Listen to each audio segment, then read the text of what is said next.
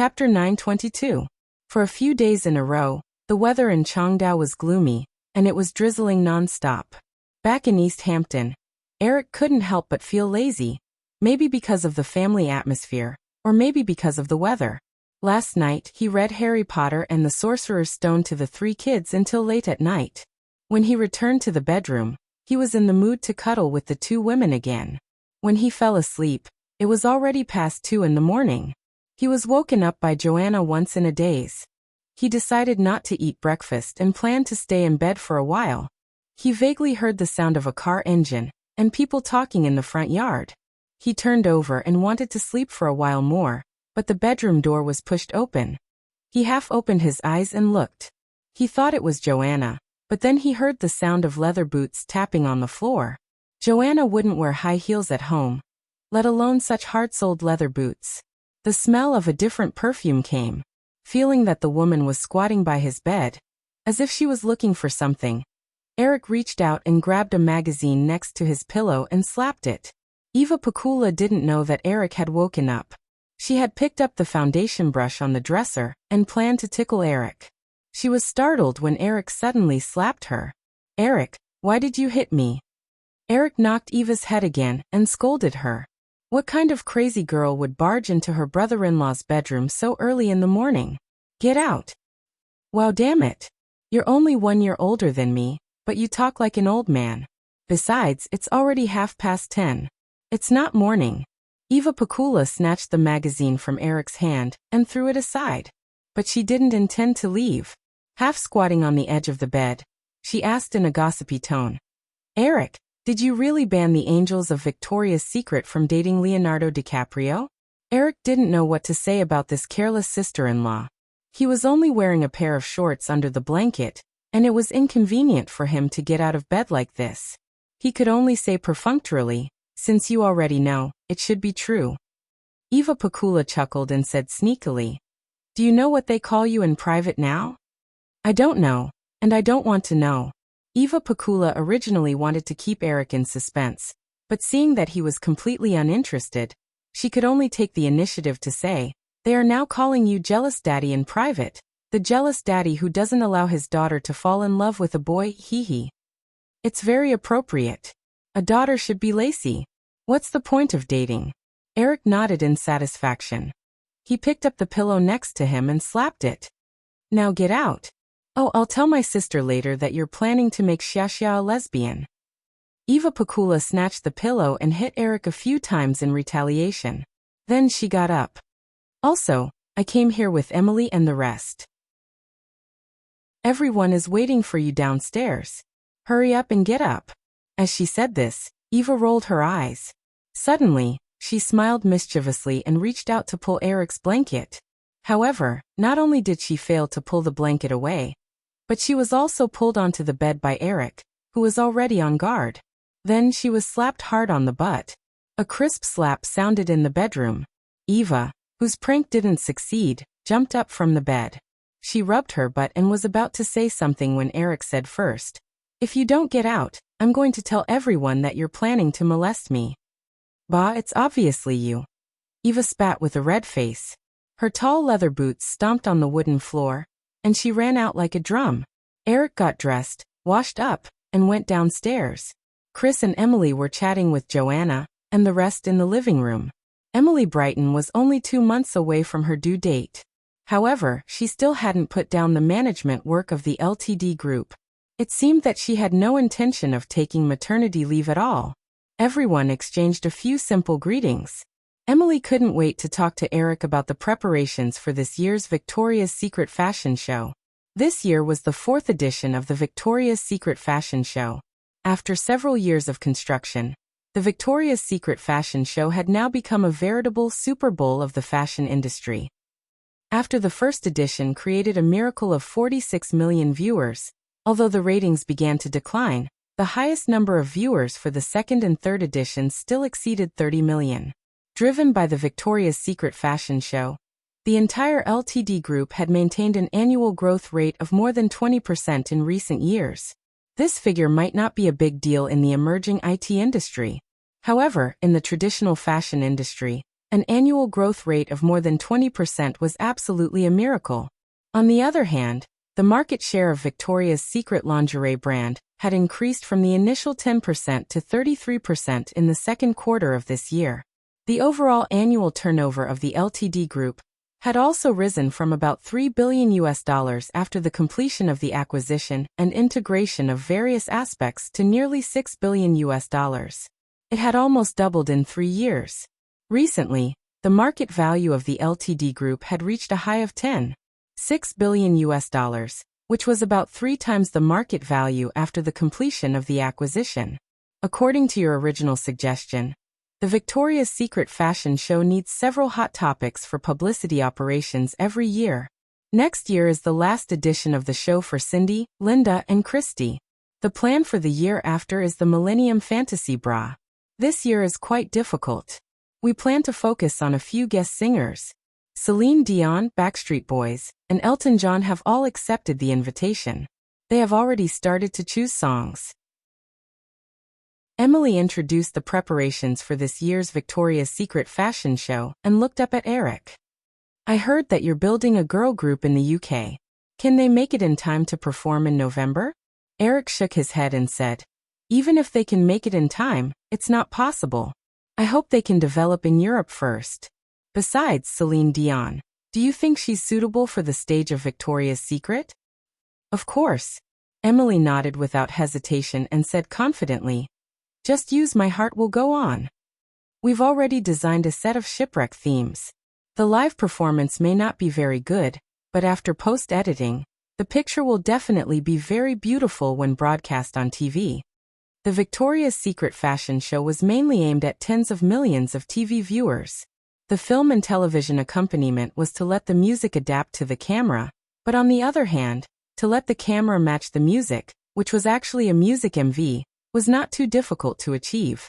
Eric pondered for a moment, and also felt that it was not difficult to combine My Heart Will Go On with the Victoria's Secret fashion show to achieve the perfect TV picture effect. It would be fine to add some long-distance shots or slow-motion elements. In that case, you'd better find a better cinematographer. It's still Nicker. I've already talked to him, Emily said. She even joked, you're shooting fewer and fewer movies now. You can't be thinking that your exclusive cinematographer is also idle, right? He still has to earn money to support his family. Eric was a little surprised. He smiled and said, I originally wanted him to help me shoot the MV, but since that's the case, let him prepare for the Victoria's Secret fashion show with peace of mind. I'll just change the cinematographer. Heh, even if you don't want to, you have to. Don't even think about snatching him from me, Emily said and looked at the kitchen. Virginia and the rest were preparing lunch. She ignored Chris and asked, I heard that Helena and Leonardo are dating, and I wanted to take the opportunity to hype up this news. So, how did he provoke you? Eric spread his hands and said with a smile, of course you know jealous daddy. That's it. Chris obviously did not know anything about this. He asked in confusion, what are you talking about? Emily glared at her husband. Don't ask about these things. Be careful not to be led astray by Eric. I'm warning you, I'm going to give birth soon. Chris looked innocent, but he was already used to Emily throwing tantrums for no reason after she got pregnant. He shrugged and said, okay, pretend I didn't ask. You guys continue talking. Emily only asked one question and did not mention it again. She paused and looked at Eric's expression. She continued, also, Eric, I plan to change 10 angels at once this year and add some new faces. This will also give people a sense of freshness. For the past few years, the models participating in every Victoria's Secret fashion show had been constantly changing. However, that was only because a small number of angels could not participate for various reasons. Emily suddenly wanted to change 10 models at once, which was equivalent to a quarter of the entire team. This was a little too big of a move. Eric suddenly understood why Emily called him a few days ago to discuss this year's Victoria's Secret fashion show. Although he did not interfere with the management of the Ltd group, Eric still valued the Victoria's Secret fashion show very much. Emily also knew this, so if she wanted to change the Angel Corps, she must first get Eric's permission. The Victoria's Secret fashion show had been held 3 times. Eric did not think that the audience would lose their sense of freshness so quickly. After all, people preferred familiar faces, whether it was in movies, TV shows, or fashion shows. If some of the popular angels were replaced, it might even be counterproductive. Amy, you should know that changing so many people at once is like changing the protagonist in a movie or TV show. The risk is very high, right? I know that too. Emily had a helpless look on her face. But I feel that we have no choice but to do this. Eric, the first 3 shows were definitely the most popular ones in the Victoria's Secret fashion show. This also increased the fame of the models participating in these shows, and their value also rose. Even if you don't count the 5 signed spokespersons, the remaining models' average appearance fees have exceeded $100,000, which adds up to almost $4 million. Do you remember the initial pay you gave them? $5,000, a 20 times difference. Moreover, the salary is not the most important thing. As they become more famous, they will have more and more requests. This makes it more and more difficult for us to coordinate the allocation of resources in all aspects. These beautiful babes are all obedient in front of you, but once they become famous, they won't be polite to us. Eric heard some faint resentment in Emily's tone, but he was not too surprised. He had seen Cindy bossing the crew around on the set of America's Top Model. She was completely different from the obedient kitten in front of him. Thinking about it, there must be some angels with more arrogant tempers. Except for Eric himself, it was not easy for others to completely suppress this group of demons. After thinking for a while, Eric still did not agree to Emily's request. He said, "Let's not make such a big fuss. This time, we will replace 5. If you think it is necessary, we will replace 5 next year." Emily's face seemed a little unwilling, but she still nodded and said, "Okay." Eric saw something strange in Emily's expression and suddenly asked with a smile, "Don't tell me you're just looking for an excuse to suppress them. You didn't plan on replacing so many people in the first place, did you?" The 40 members of the Victoria's Secret Army might seem like a lot, but after years of high exposure, each of these beauties had amassed a sizable fan base. These fans would influence the people around them, and the brand awareness of Victoria's Secret would be even more deeply rooted in the hearts of the people.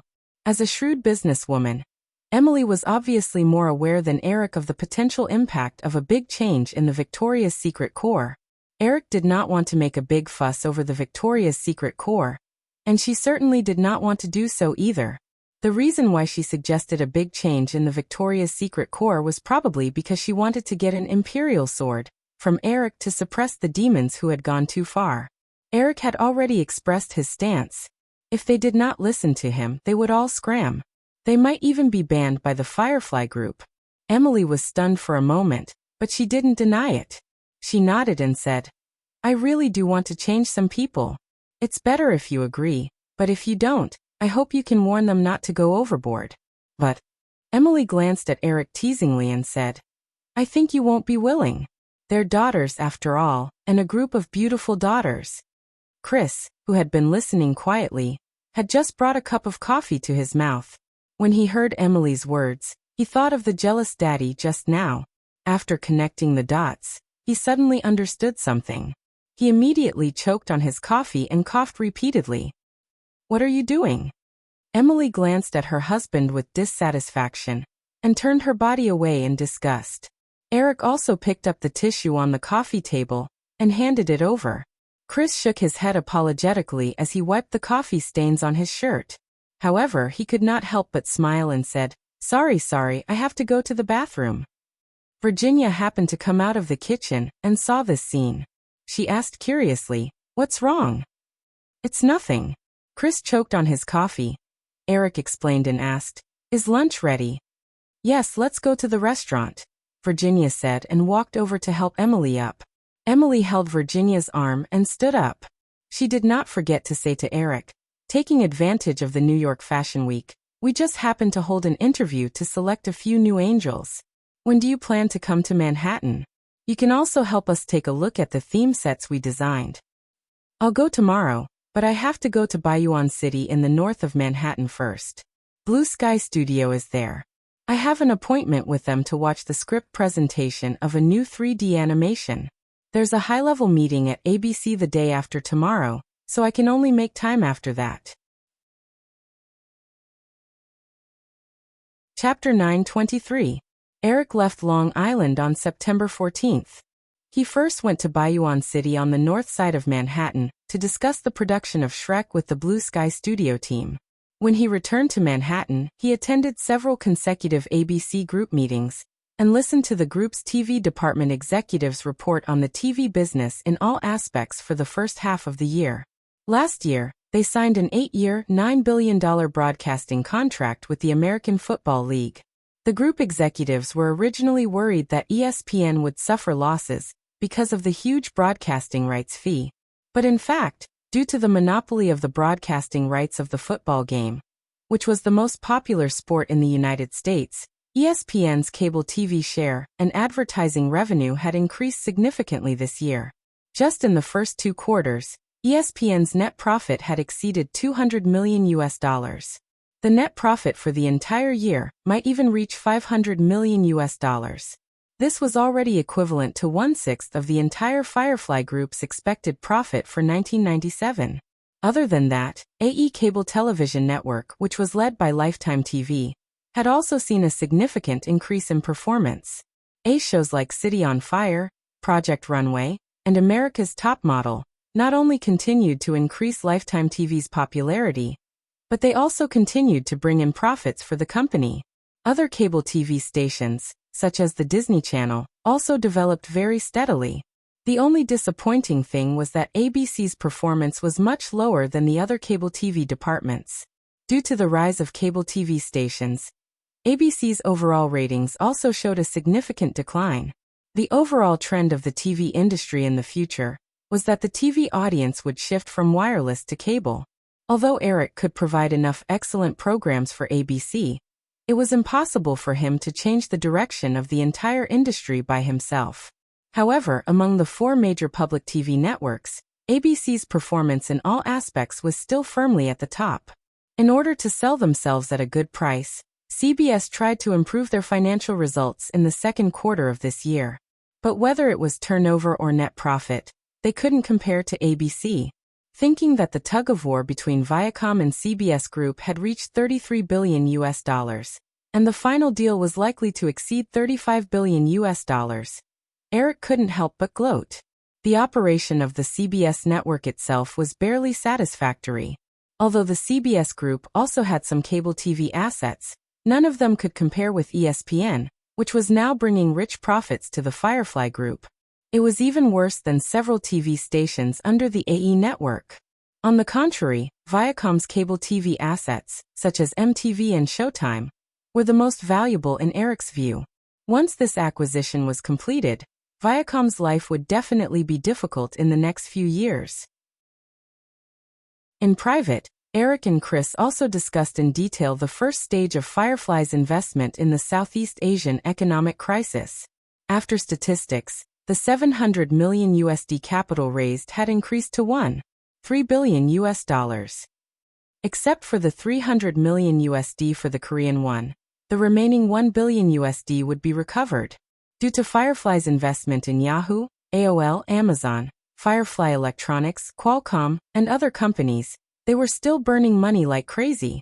Coupled with the acquisition of Apple, the $1 billion was easily decided without much discussion. Although Chris and Emily also decided to buy a plane with Eric, they were not in a hurry to pay for it.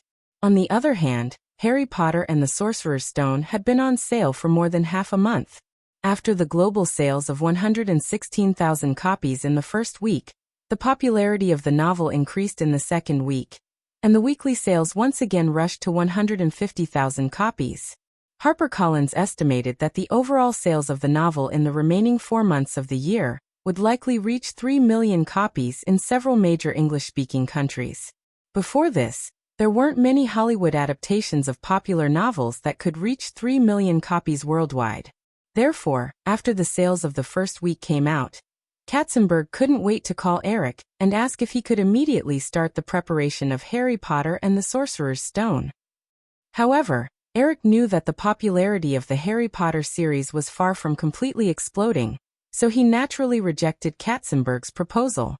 He planned to wait until the release of the second book in the series before starting the project. After these things were done, the New York Fashion Week was coming to an end. In the United Kingdom, under Eric's remote control, Simon Fuller had already selected several girls for the Spice Group. However, Eric couldn't rush to the United Kingdom immediately.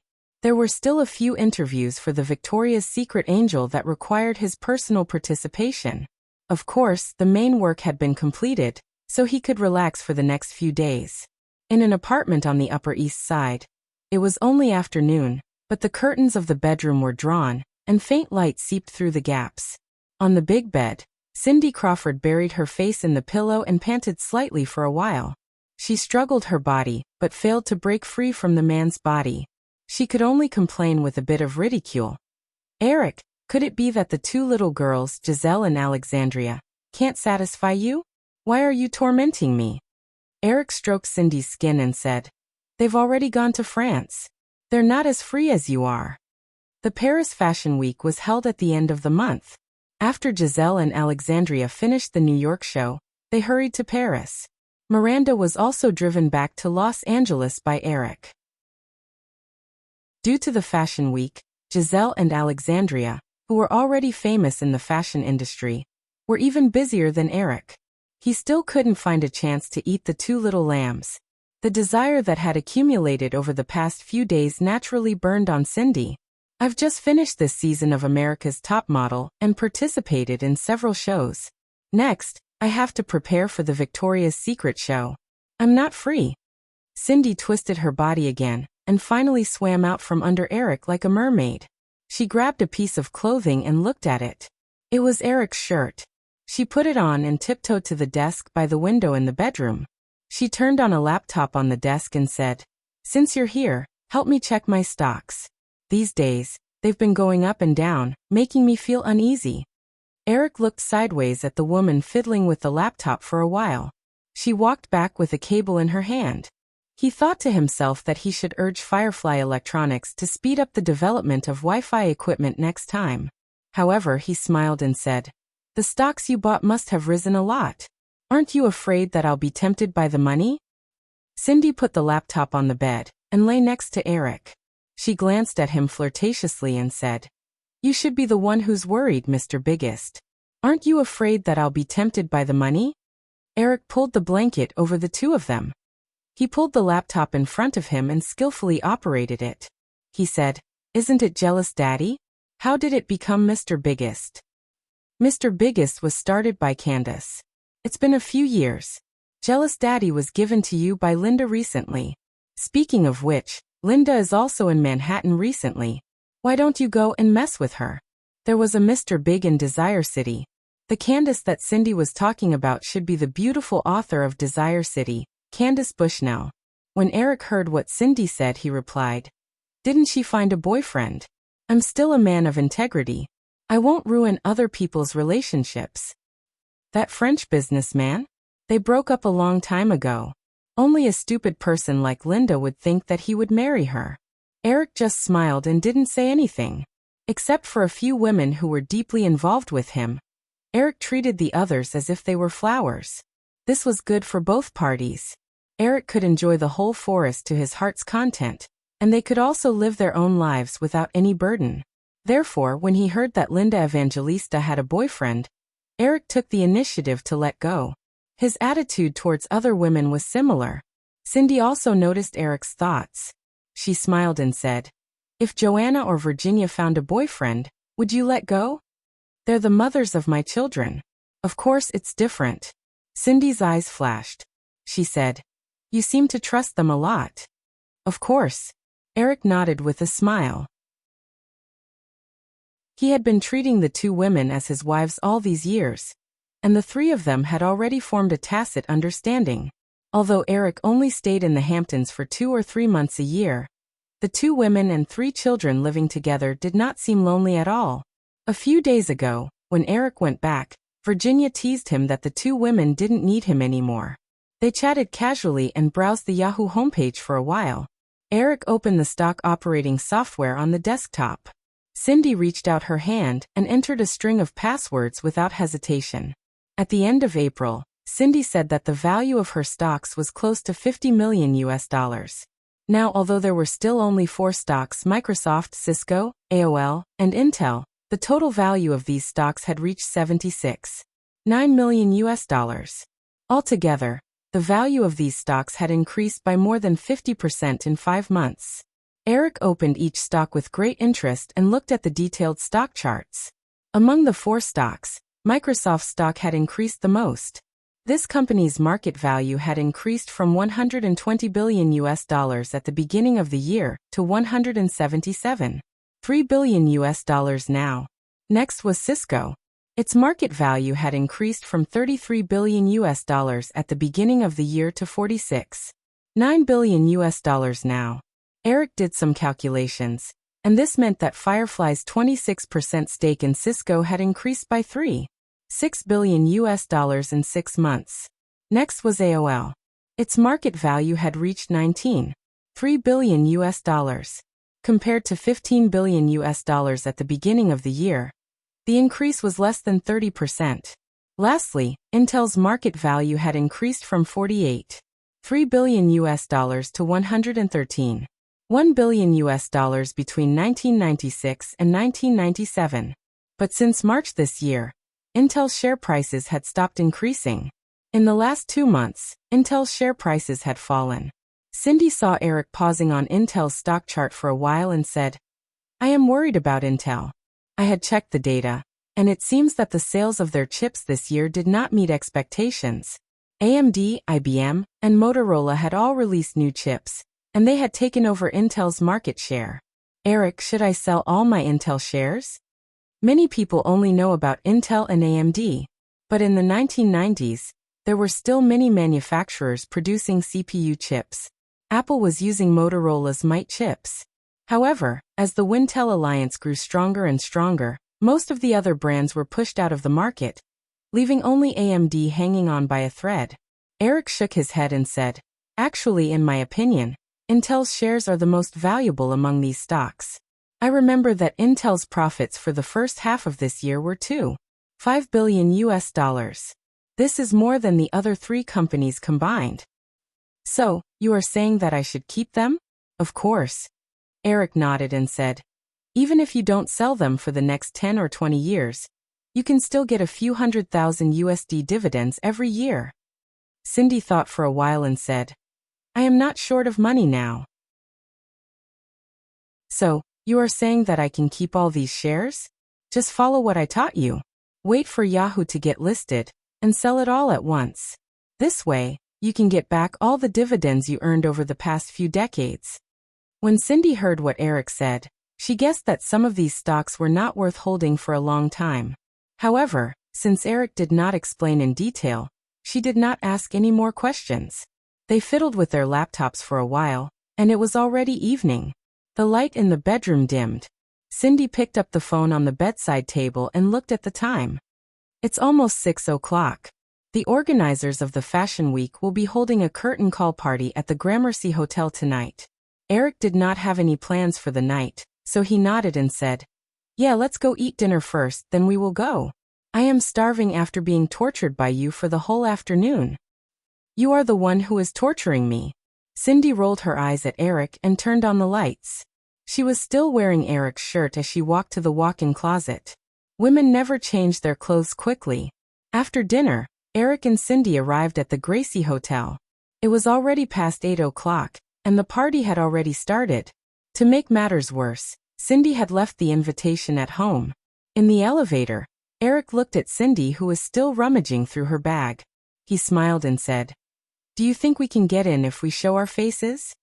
Maybe the guards are face blind. You have to make them believe that you are Eric Williams first." Cindy smiled and replied to Eric. She took out her phone from her bag and dialed a number when the elevator doors opened. After a few words, the two walked to the entrance of the banquet hall. An executive of the party organizer welcomed them warmly and led Eric and Cindy into the party. There were about 200 people in the spacious banquet hall, and the atmosphere of the party was very relaxed. Eric was no stranger to the fashion industry. Although he wasn't an executive like Anna Wintour, and he wasn't a big-name designer, he controlled the world's largest media company. Therefore, Eric's influence in the fashion industry was greater than anyone else in the banquet hall. Of course, Eric wasn't here to steal the limelight. After chatting with the guests that he was interested in for a while, Eric planned to hide on the dance floor with Cindy. However, as soon as Eric arrived at the dance floor, he saw a familiar Latin girl walking towards him with a smile. Eric didn't expect Penelope to show up today. He was a little surprised.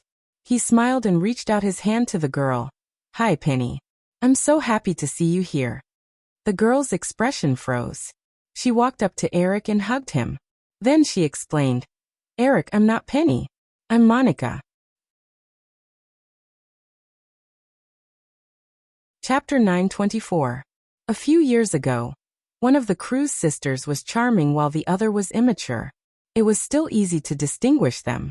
However, looking at Monica Cruz, who was now 20 years old, Eric really didn't feel any difference between her and his sister.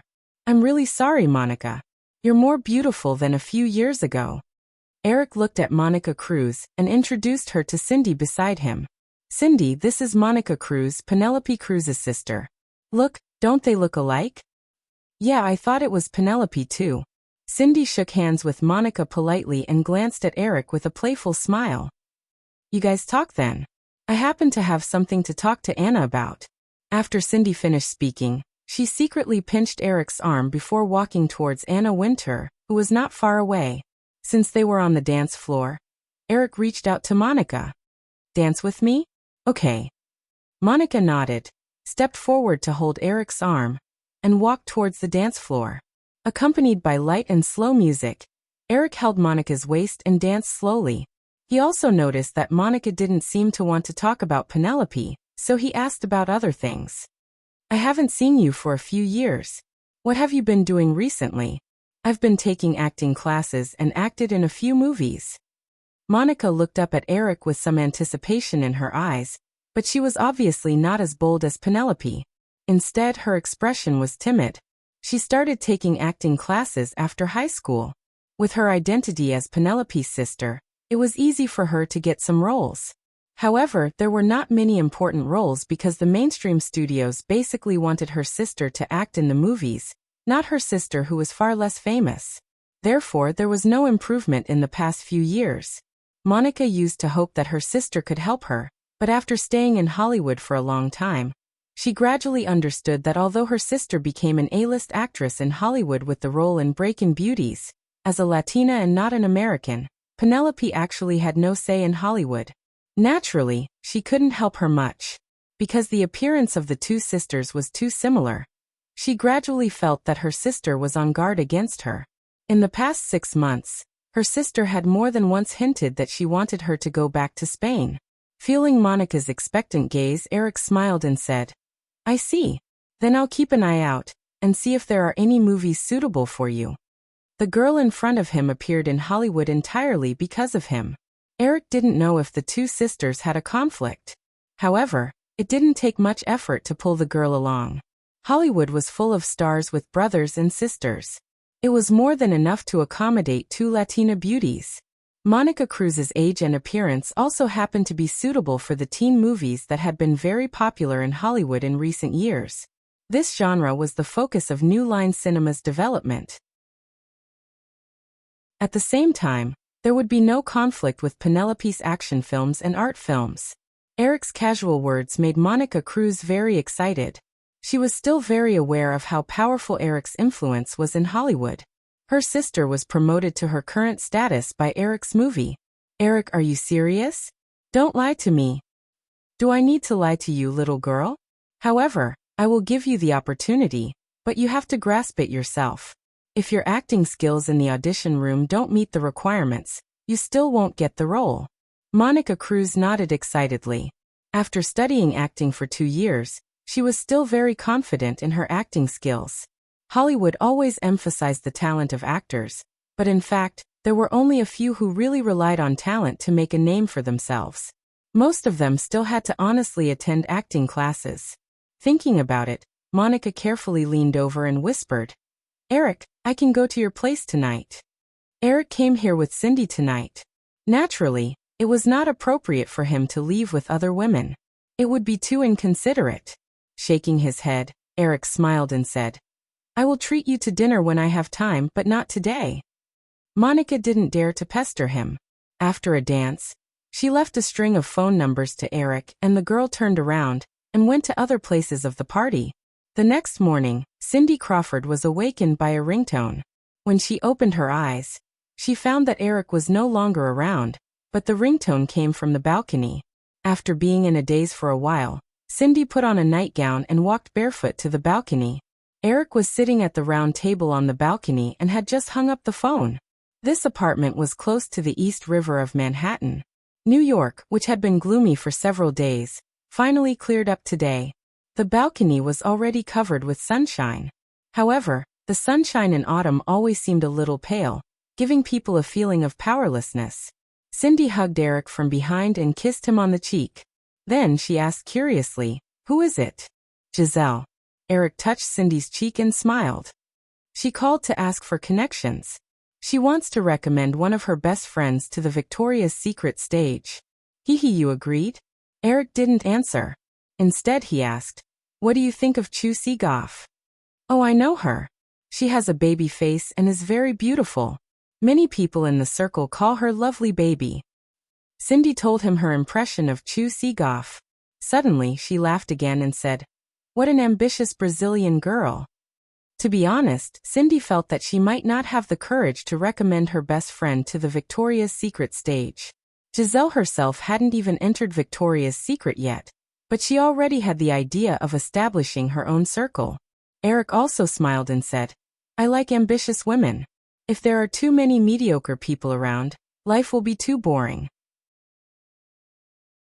If that's the case, it seems that I should be more ambitious, Cindy said. She noticed that her folding board was on Eric's lap. On the notebook, there were some sketches drawn with an eyebrow pencil. She curiously took it and looked at it. Then she said casually, Speaking of which, I thought you left me last night and left with that girl. Beautiful sisters. Yeah, but my sister isn't here. It's so disappointing. Eric threw the eyebrow pencil in his hand on the table in front of him and asked with a smile, Do you have sisters? Yes, two, Chris and Danielle. Cindy glanced at Eric charmingly and said, But I will never bring them to you. Well, what are you drawing? A sketch of a scene. I plan to make a music video, a very interesting music video. Cindy didn't see anything interesting in the sketches in her hand. She asked, What's interesting about it? I don't see it. You'll know when it's done. Then I'll wait for your surprise. Cindy handed the notebook back to Eric and said, Continue drawing. I'll go prepare breakfast. Eric took the notebook, picked up the eyebrow pencil, and began drawing again. The music video he wanted to make was Wannabe, which once made the Spice Girls famous. The rhythm of the song itself had the potential to be a brainwashing song, which was why it was so popular. However, the music video of Wannabe, that used the one-take method, also made Eric very interested. Due to the difficulty of shooting, one take was not widely used in movies. So far, the most famous one was Hitchcock's Rope. If one's ability to control the camera was not enough and forced to use the one-take method, the effect would definitely be very bad. However, it was still very refreshing to use it once or twice every now and then. Eric did not advocate the one-take method, but he liked some classic long-shot movies very much. In his memory, Birdman, which satirized the proliferation of Hollywood superhero movies, had a long shot that was as smooth as water. Eric enjoyed it very much. Eric casually drew the concept of Wannabe on the notebook, but in his heart, he was recalling the cameraman of Birdman, Emmanuel Lubezki's cameraman. A few days ago, he heard that Nickel had promised Emily to be the cameraman for this year's Victoria's Secret show. Eric originally planned to find another cameraman for Wannabe. However, at this time, he couldn't help but want to pick up the camera himself. After thinking about Birdman for a while, Eric still wanted more. He searched his mind for another movie, Gravity, with Emmanuel Lubezki as the cameraman. The 10-minute long shot at the beginning of Gravity was even more amazing. Eric carefully savored it, and unconsciously had a long-lost impulse in his heart. This was the next step of his movie. After Jurassic Park and Casino Royale, Eric had been thinking about what his next movie should be. Although he could easily pick one or two movies that still had the potential of $1 billion at the global box office, those movies did not interest him too much. However, Gravity was different. Not only did this movie require a lot of new special effects technology, which was very challenging, but because it also had the potential of being a visual spectacle, this movie was also an opportunity to promote the reform of movie broadcasting. In his memory, around 2000, the North American film market was already saturated. In order to continue the stability of the North American box office, in addition to increasing ticket prices, Eric had been thinking about promoting the popularization of 3D and IMAX technology in advance. However, Avatar, which caused the 3D movie craze, was too difficult to produce. With the current level of special effects, it was impossible to achieve that kind of effect. However, Gravity did not have such limitations. It did not even require the introduction of a 3D camera in advance. This was because Gravity was originally a movie that had been converted from 2D to 3D, but it still received a lot of praise. Whether it was 3D or IMAX technology, they had been around for decades. In the past, they did not promote on a large scale because of technical reasons. The main reason was that there was no need to make a 3D version of traditional Hollywood movies. In recent years, with the rise of special effects blockbusters, there was a market for 3D and IMAX technology that provided a higher level of visual experience. However, Hollywood had always been very conservative. In history, before the appearance of Avatar, although Hollywood had always tried to use 3D and IMAX technology to produce movies, the people who were passionate about these technologies were basically directors who did not have a decisive say in Hollywood. In the absence of enough benefits, the upper echelons of Hollywood had always been very negative about promoting 3D and IMAX. According to tradition, if you wanted to make Hollywood change, you could only tempt it with benefits. But now, Eric did not have to take this bumpy old road. He could use the control he already had in Hollywood to force this change. At the same time, the Firefly system could also enjoy the most generous part of the benefits from this change. With this in mind, Eric turned a page in the notebook in front of him and began to think about his plan. The first thing to solve was naturally the cinema problem. In recent years, with the global rise of Hollywood, the UA and even Europe had once again become a trend of cinema construction. At present, the number of screens in North America was reaching saturation. Although the overall economic boom in the UA would increase the cost of Firefly's involvement in the cinema industry, the surge in the number of screens and the cruel internal competition would definitely make it difficult for some cinema chains to continue providing enough opportunities for Firefly. Of course, this matter still needed to be investigated in detail before making a decision. However, the establishment of a high-end 3D or IMAX cinema chain under the control of Firefly was imperative. With the cinema, the next thing to solve was naturally the problem of film sources. According to the frequency of an average 3D film source per month, 12 3D films were needed in a year. Compared to the annual production of hundreds of thousands of films in Hollywood, 12 films seemed insignificant, but it was not an easy task to meet the conditions. After all, ordinary low-budget independent films had no value on 3D screens at all. No one was willing to spend millions to shoot a low-budget film, and then spend millions to convert it to 3D.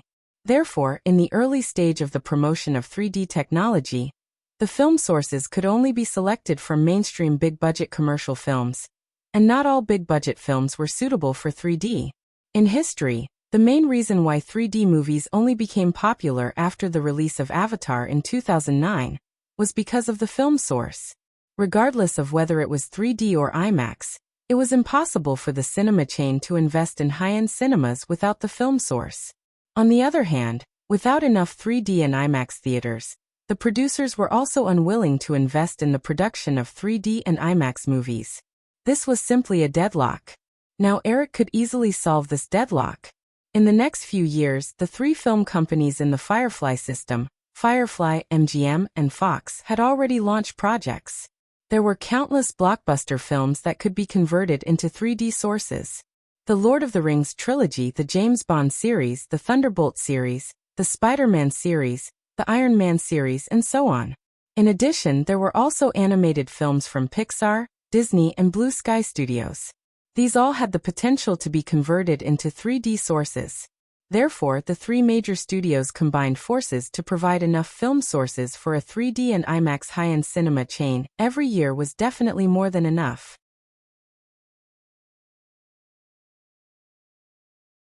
Chapter 925. In an office at ABC's headquarters in the Upper West Side. It was already past the time to get off work.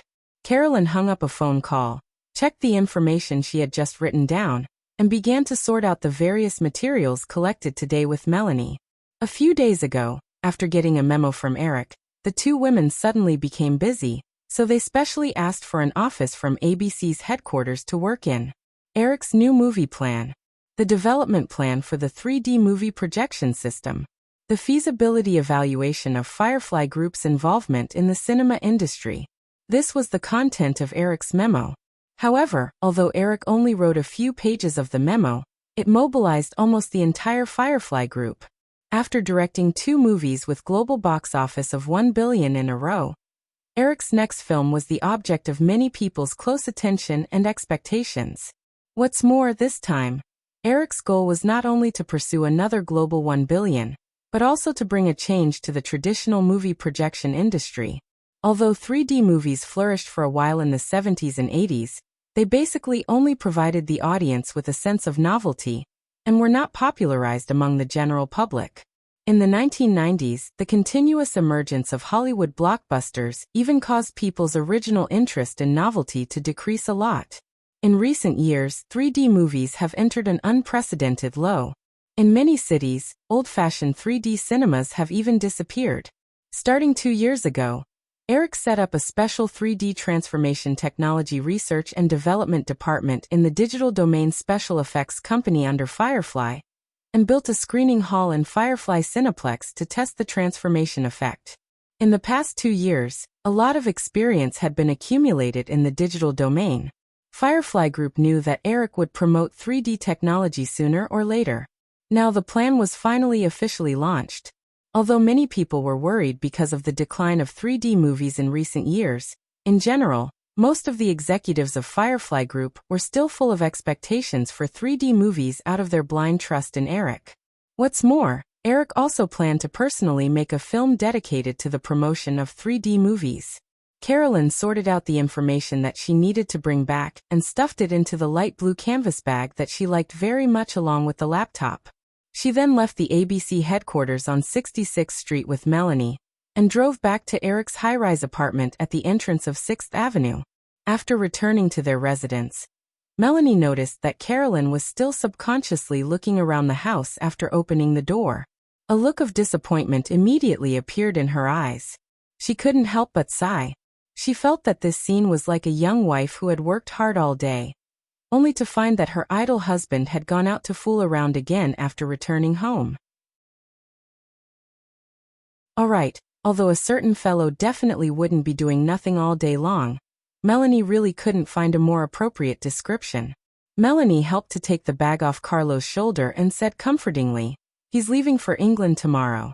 Maybe he'll come back tonight. I'll call him and ask." Carolyn looked at Melanie walking towards the landline in the living room, and quickly stopped her. "Melanie, there's no need. Eric might be busy with something." At this time, other than bringing a beautiful vase to a messy party, what else could he be busy with? Melanie couldn't help but say as she remembered seeing a photo of Eric taking Cindy Crawford to New York Fashion Week in a magazine a few days ago. The mansion rental company that was responsible for taking care of a large number of properties under Eric's name was also under the jurisdiction of Eric's assistant office. Therefore, Melanie was very clear that when Eric came to New York, his favorite place to live was the high-rise mansion that they were currently in. Since Eric hadn't come back to live in the past few days, and didn't let them arrange another residence for him, then he must have stayed at those women's houses. Thinking about it, he really was fooling around. Originally, she was a little angry as she dialed Eric's phone number. However, after the call was connected and she heard the familiar magnetic voice of the man on the other side, Melanie's anger immediately disappeared without a trace. Although her tone wasn't too respectful, she didn't dare to show any emotions. After experiencing the scare last time, in front of Eric, Melanie instinctively didn't dare to do anything out of line. Eric and Melanie. Well, we're leaving for England tomorrow. I want to ask if you have anything to prepare. Okay, that's right. Melanie and I have organized a batch of information about the space movie, some books, and a lot of other documents from Los Angeles. We're now at the apartment on 6th Avenue. Do you want to take a look at it in advance? Okay, that's it, goodbye. After hanging up the phone, Melanie's face was full of disappointment. She looked at Carolyn, whose eyelashes were starting to droop, and a mischievous smile appeared on her face. She reached out and pinched Carolyn's small face, saying, "Boss said he'll be back later. Are you satisfied now?" Carolyn slapped Melanie's hand away and gave her a very harmless glare. She turned and walked towards the kitchen. "I'm going to prepare dinner. Melanie, what do you want to eat?" "Anything. I just helped you a lot, so I won't be going to the kitchen tonight." Melanie lazily leaned on the sofa and kicked off her high heels. She picked up the remote control and was about to turn on the television. In the blink of an eye, she sat up and carefully placed the high heels beside the sofa. Only then did she lie down comfortably on the sofa again. In the LTD Group headquarters in Midtown, many people were still working. Today was the last day of the interview for the new Victoria's Secret Angel. Before Eric came to New York, Emily had already selected a group of models who were relatively famous in the past 2 years. Therefore, the process of selecting 5 of them was much simpler. Eric also added Chu Si-goff, who was recommended by Giselle, to the interview list. On the night of Alexander's birthday in April, Eric had already met this baby-faced supermodel. After the interview, Emily was also very satisfied with Chu Si-goff. She was officially one of the 5 new Victoria's Secret supermodels. After hanging up the phone call from Melanie, Eric returned to the studio filled with angel samples. Emily and several executives of LTD were discussing the next media marketing strategy with the 5 new supermodels and their agents. As the new angels, they naturally needed to use the next 2 months to promote and hype themselves up. Chris rushed to the LTD headquarters after work. He planned to wait for Emily to finish her work and take her home. This was specially requested by Emily, and she didn't hide her reason. She was pregnant, so naturally, she wanted to firmly tie her husband to her side and not give him any chance to make any mistakes. Chris and Emily were the kind of people who were full of their own ideas when it came to their careers. But in life, Chris was very accommodating to Emily. He was a very standard family man. Virginia especially envied Emily for this. Occasionally, she would complain to Emily in front of Eric about her hard life. Chris was sitting at the wide workbench and flipping through a fashion magazine. When he saw Eric come in, he asked with a bit of ridicule, "Which beauty is looking for you again?" Today's work was almost done, so Eric didn't return to his previous position. He sat down next to Chris and listened to the group of people around the workbench. He explained to Chris in a low voice, "My assistant. It's about work." Chris nodded and looked at his wife, who was still talking opposite him. He said, "Aren't you going to England tomorrow? Let's have dinner together later." Eric smiled and said, "I think it's best if you take Emily back home to rest. It's been more than 7 months, and she still hasn't stopped. If it were me, I would have tied her up at home and quietly nurtured the baby." Chris nodded in agreement, then shook his head and smiled. "I don't have the ability to deal with women like you. In that case, let's have dinner together next time. It'll probably be Thanksgiving when you come to New York. The little guy should be born by then. Isn't the estimated date of delivery in early November? I'll try my best to come by then." After chatting with Chris for a while, the meeting ended quickly. Everyone got up and left. Eric went to the parking lot with Chris and his wife. Just as he was about to get into his car, Chu Si-goff got out of another car and ran to Eric. "Hey, Eric." Although Eric was a little surprised, he didn't want to be seen by others. He smiled and turned to Chu Si-goff. "Get in the car first." Chu Si-goff didn't hesitate.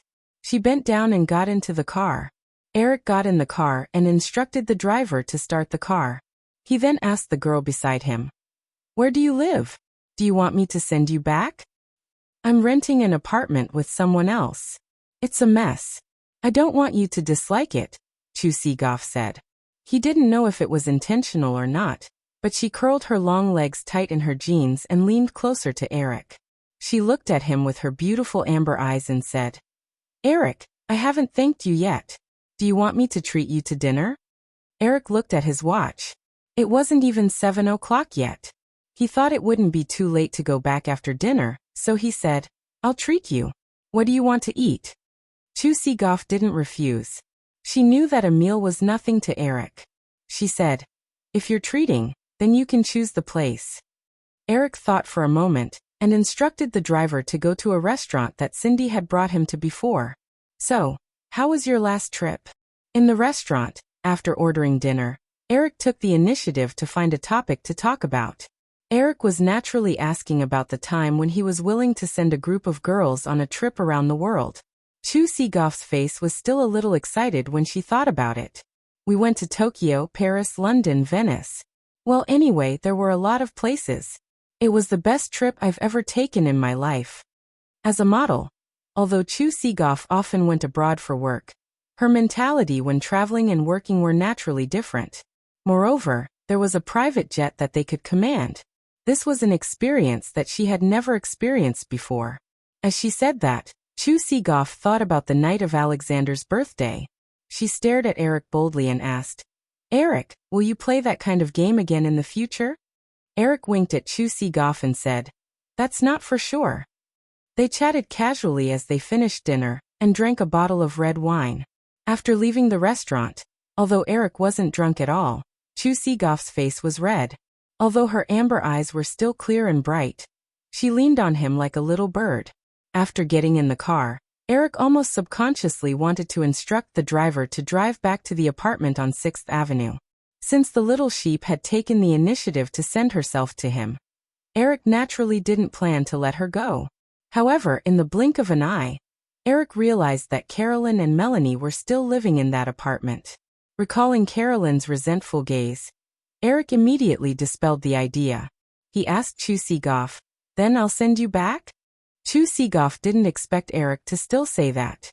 She looked at him in a daze and the corner of her mouth curved as she said, "Eric, can I go to your place to take a look?" "Well, actually, it's mainly because I already have guests at home. It's not convenient to bring you back."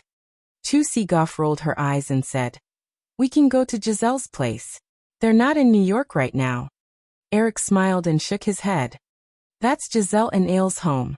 The last time was Aile's birthday, so I sneaked in to wait for them to come home. It's not convenient to go now."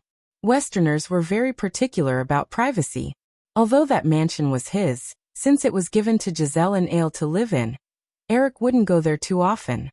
"Then if you don't mind, you can come to my place. I live in Greenwich Village." Eric hesitated for a moment. He still wanted to know what Chu Si-goff's slim waist felt like. Thus he nodded and asked Chu Si-goff to tell the driver the address. He took out his phone and called Melanie to tell her that he wouldn't be going back tonight. The driver, who had already entered 6th Avenue, turned the car around and drove towards Greenwich Village. Manhattan wasn't that big. Although the traffic was a little heavy at night, it only took 10 minutes for the car to stop outside a red brick apartment in Greenwich Village. "I promised my roommate that we wouldn't bring the opposite sex home." Chu Si-goff looked out the window before turning to Eric and saying, "The lights aren't on, which means that she hasn't come back yet. Let's sneak up and not let her find out." Eric naturally didn't have any objections. This kind of sneaky behavior was a novelty that he hadn't experienced in a long time. After getting out of the car, Chu Si-goff walked up the steps in front of the apartment. She pressed the password beside the iron door a few times and opened the door. Then, she reached out her small hand and pulled Eric into the apartment. She walked briskly all the way to the 3rd floor where she lived. She took out the key and opened the door. The living room was dark. Eric thought that the girl would turn on the lights, but he only heard the sound of the door closing. Then a soft and slender body pressed against him.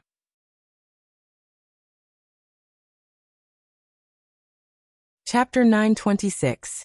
Not long after Chu Goff brought Eric into the apartment, there was the sound of a key unlocking the door again. The lights in the living room quickly came on. It was a tall girl in a long black dress. She was taller than Chu Goff, standing at 180 centimeters.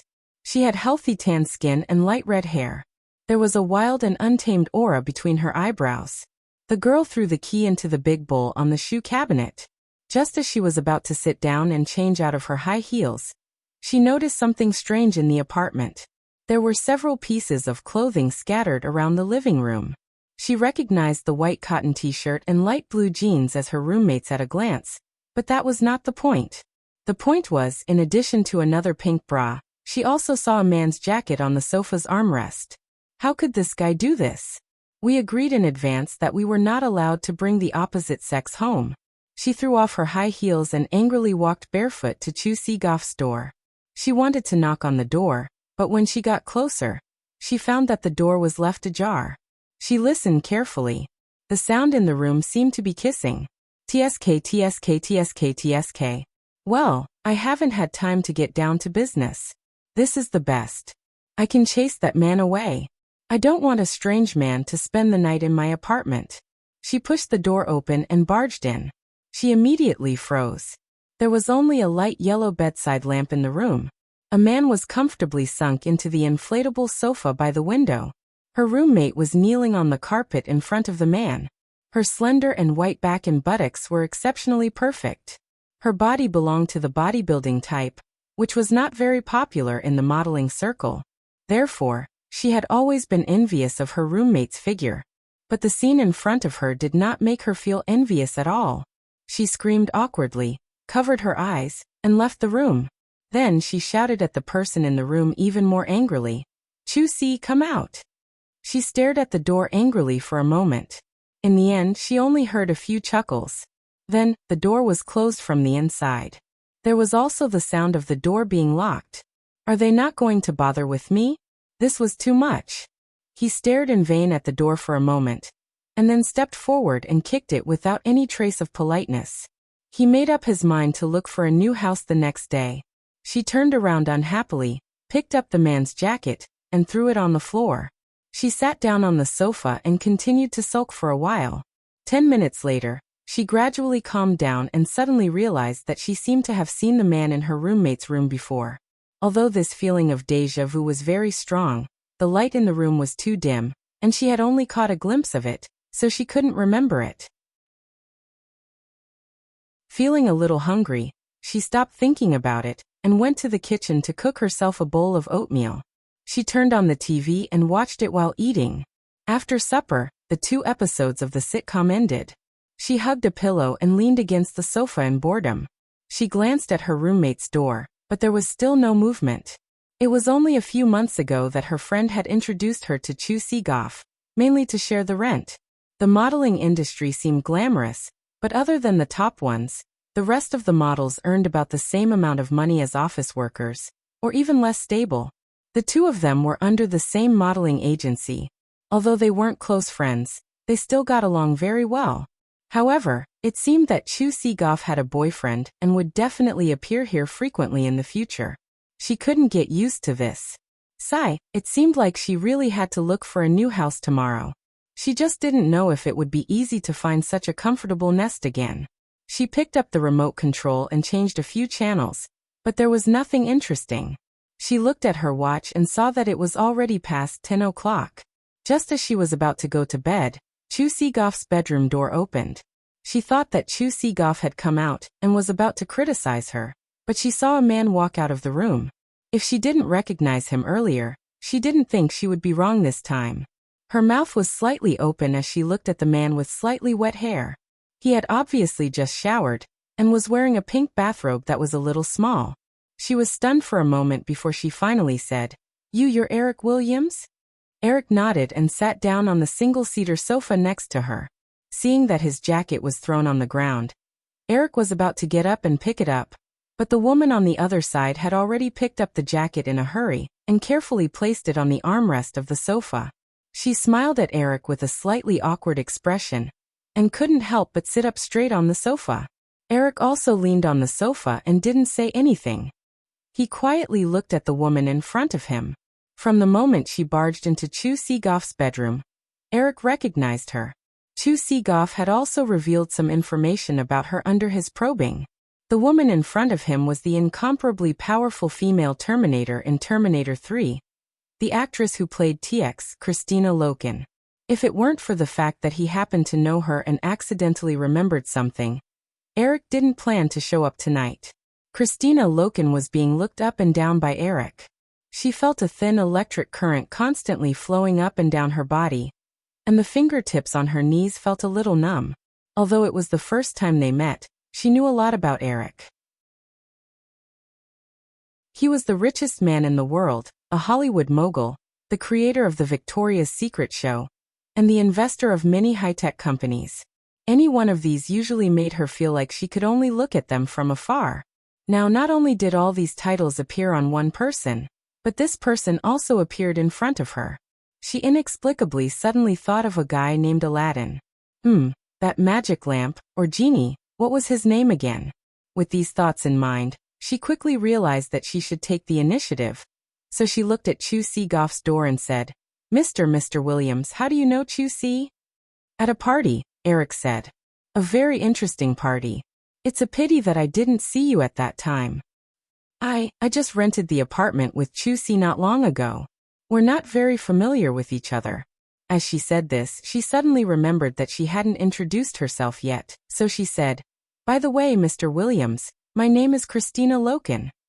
Eric smiled and said, Your name is a little long. Christina Loken hurriedly said, Then you can call me Summer. That's my middle name. Mr. Williams, are you and Chu See dating? Eric shook his head honestly and said, Not really. As soon as Christina Loken asked this question, she felt that it was too stupid. Eric Williams was known to be a playboy. However, when she thought of this, her expression became a little unnatural, and she subconsciously glanced at Eric's bathrobe. As soon as he saw Christina Loken, Eric thought of MGM's recent preparations for The Fast and the Furious. In the original version, Michelle Rodriguez played the role of Van Diesel's girlfriend. Eric really didn't have any feelings for this actress. In the movie, she and Van Diesel appeared together, and there was no sense of a couple at all. Therefore, in the 6th season, the scene where Van Diesel risked his life for Michelle Rodriguez seemed very out of place. It would be more harmonious for Michelle Rodriguez to be paired with a beautiful woman. Eric had been paying attention to the casting of Firefly and MGM's recent few new movies. Among them, the role that Michelle Rodriguez once played, Rady, had not been confirmed. Eric had no intention of using Michelle Rodriguez again from the beginning, and the few actors selected by MGM did not satisfy him at all. Rady's role was a sexy, hot, and wild racing girl. Christina Loken, who had played an even more valiant TX robot, seemed very suitable. Christina Loken saw that Eric was still sizing her up, and her initial excitement gradually dissipated. Slowly, she became a little unnatural. What did Eric Williams mean by that look? He must have just done it with Chu See. Could it be that he still wants me? After a while, Eric finally shook his head and said, You know you don't fit in a dress at all. Yes. Christina Loken nodded subconsciously, then explained, Actually, I went to a party. That's why the rumors spread like this. Eric's expression was a little teasing as he said, Chu See also said that you went to a party. I didn't expect you to come back so early. A certain person, who should have felt guilty, had a look of self-righteousness on his face. Thinking of the awkward scene just now, Christina Loken was embarrassed and avoided Eric's gaze. Christina Loken did not explain why she came back early. She just hesitated, looked up at Eric and asked, Mr. Williams, is Chu See going to participate in this year's Victoria's Secret show? Yes. Eric nodded, smiled, and said, So, I happen to have a more suitable role for you. Do you want it? Christina Loken was stunned. She tried to recall, but still could not remember the name of the genie. But maybe Eric Williams was not a bad name. With these strange thoughts in her head, Christina Loken pinched the corner of her dress and made up her mind. She said, Then Mr. Williams, what should I do? As she said this, her eyes drifted to the wooden floor under her feet. Why did men like that? There was no carpet here, so she probably could not wear short skirts in the next few days. Hot pants were definitely out of the question. But it was already autumn, so it was okay to not wear these. Well, maybe she could use a pillow. Because her body did not fit the mainstream aesthetic of the current modeling circle. She had been looking for opportunities to enter the film and television industry in recent years. She had even signed up for several acting classes. However, there were thousands of men and women with this idea, but only a few succeeded. Now a great opportunity was in front of her, and she did not want to give it up. Anyway, Eric Williams was not an old man in his 50s or 60s. Sleeping with such a dazzling man was not unacceptable at all. Eric looked at Christina Loken, who was looking around, and smiled. Let's stop joking.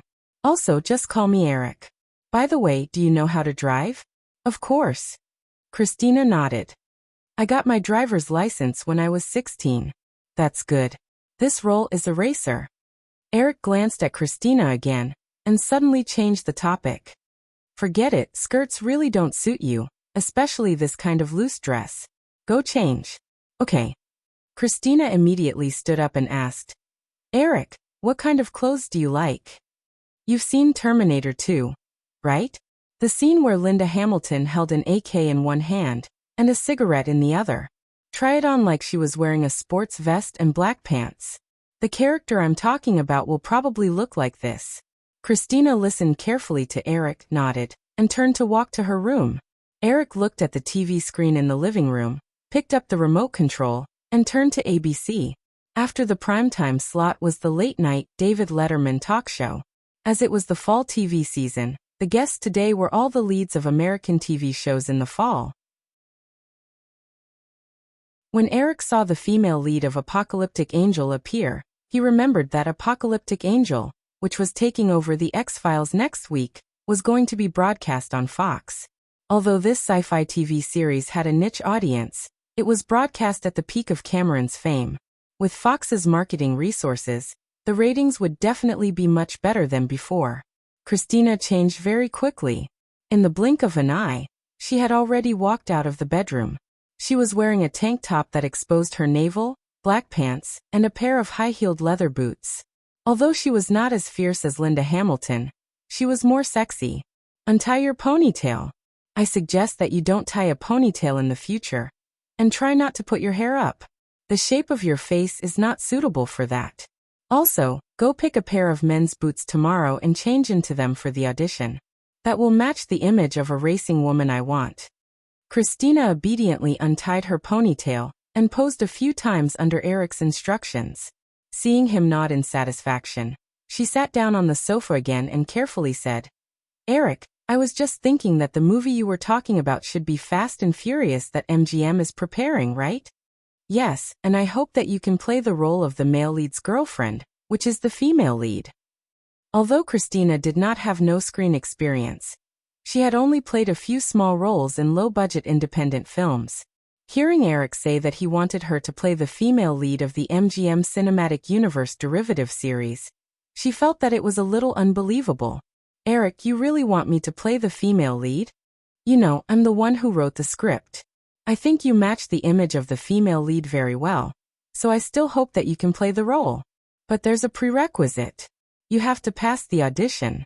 I won't put someone who can't act at all into my movie. Eric, I have acting experience, and I've even participated in a training class. That's even better. You can go to Los Angeles tomorrow. I'll get someone to arrange an audition for you. After saying that, Eric felt that there was nothing else to do, so he got up and said, It's late now. I'll go to bed first. Seeing that Eric got up and was about to walk back to Chu Seagoff's room, Christina bit her lip, took 2 steps forward, and gently tugged at Eric's bathrobe. When he stopped and looked over, she said in a low voice, Mr. Williams, actually, I have an inflatable sofa like that in my room too. Eric sized up Christina's outfit, and was suddenly a little worried that his taste would be similar to that of Cameron's. However, sensing the bold invitation in the girl's eyes, Eric nodded, but he looked around and said, I think the living room is not bad either. Go and turn off the lights. Christina looked at the wooden floor under her feet again, and obediently walked to the door. With a bang, the living room fell into darkness, leaving only a few rays of light that slipped in from the balcony.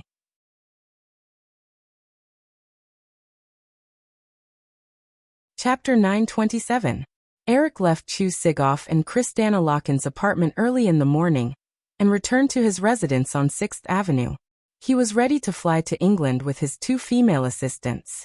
However, probably because he stood the 2 girls up last night when he promised to go back, Eric found that Caroline and Melanie were actually giving him a cold shoulder.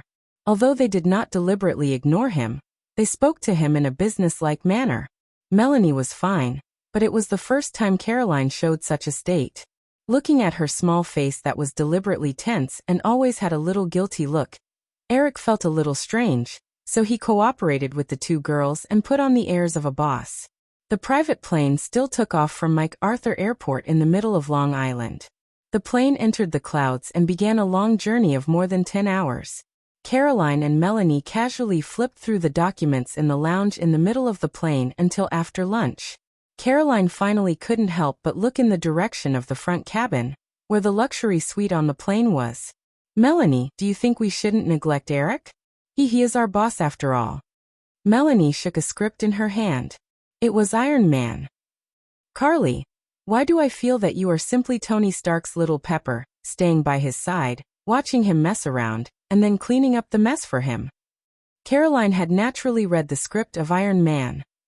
These days, she would occasionally help Eric with his lines.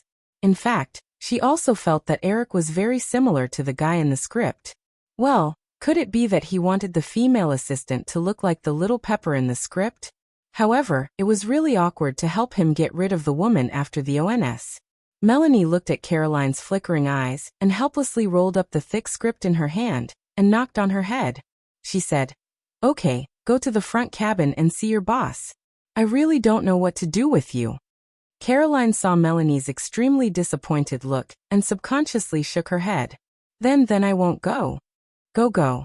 Melanie waved her hand again, then simply stood up. "Let's go, I'll accompany you." "But..." Caroline hesitated again. "What reason do we use to go there?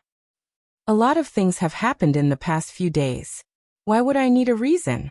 With that said, Melanie pulled Caroline to the presidential suite in the front cabin.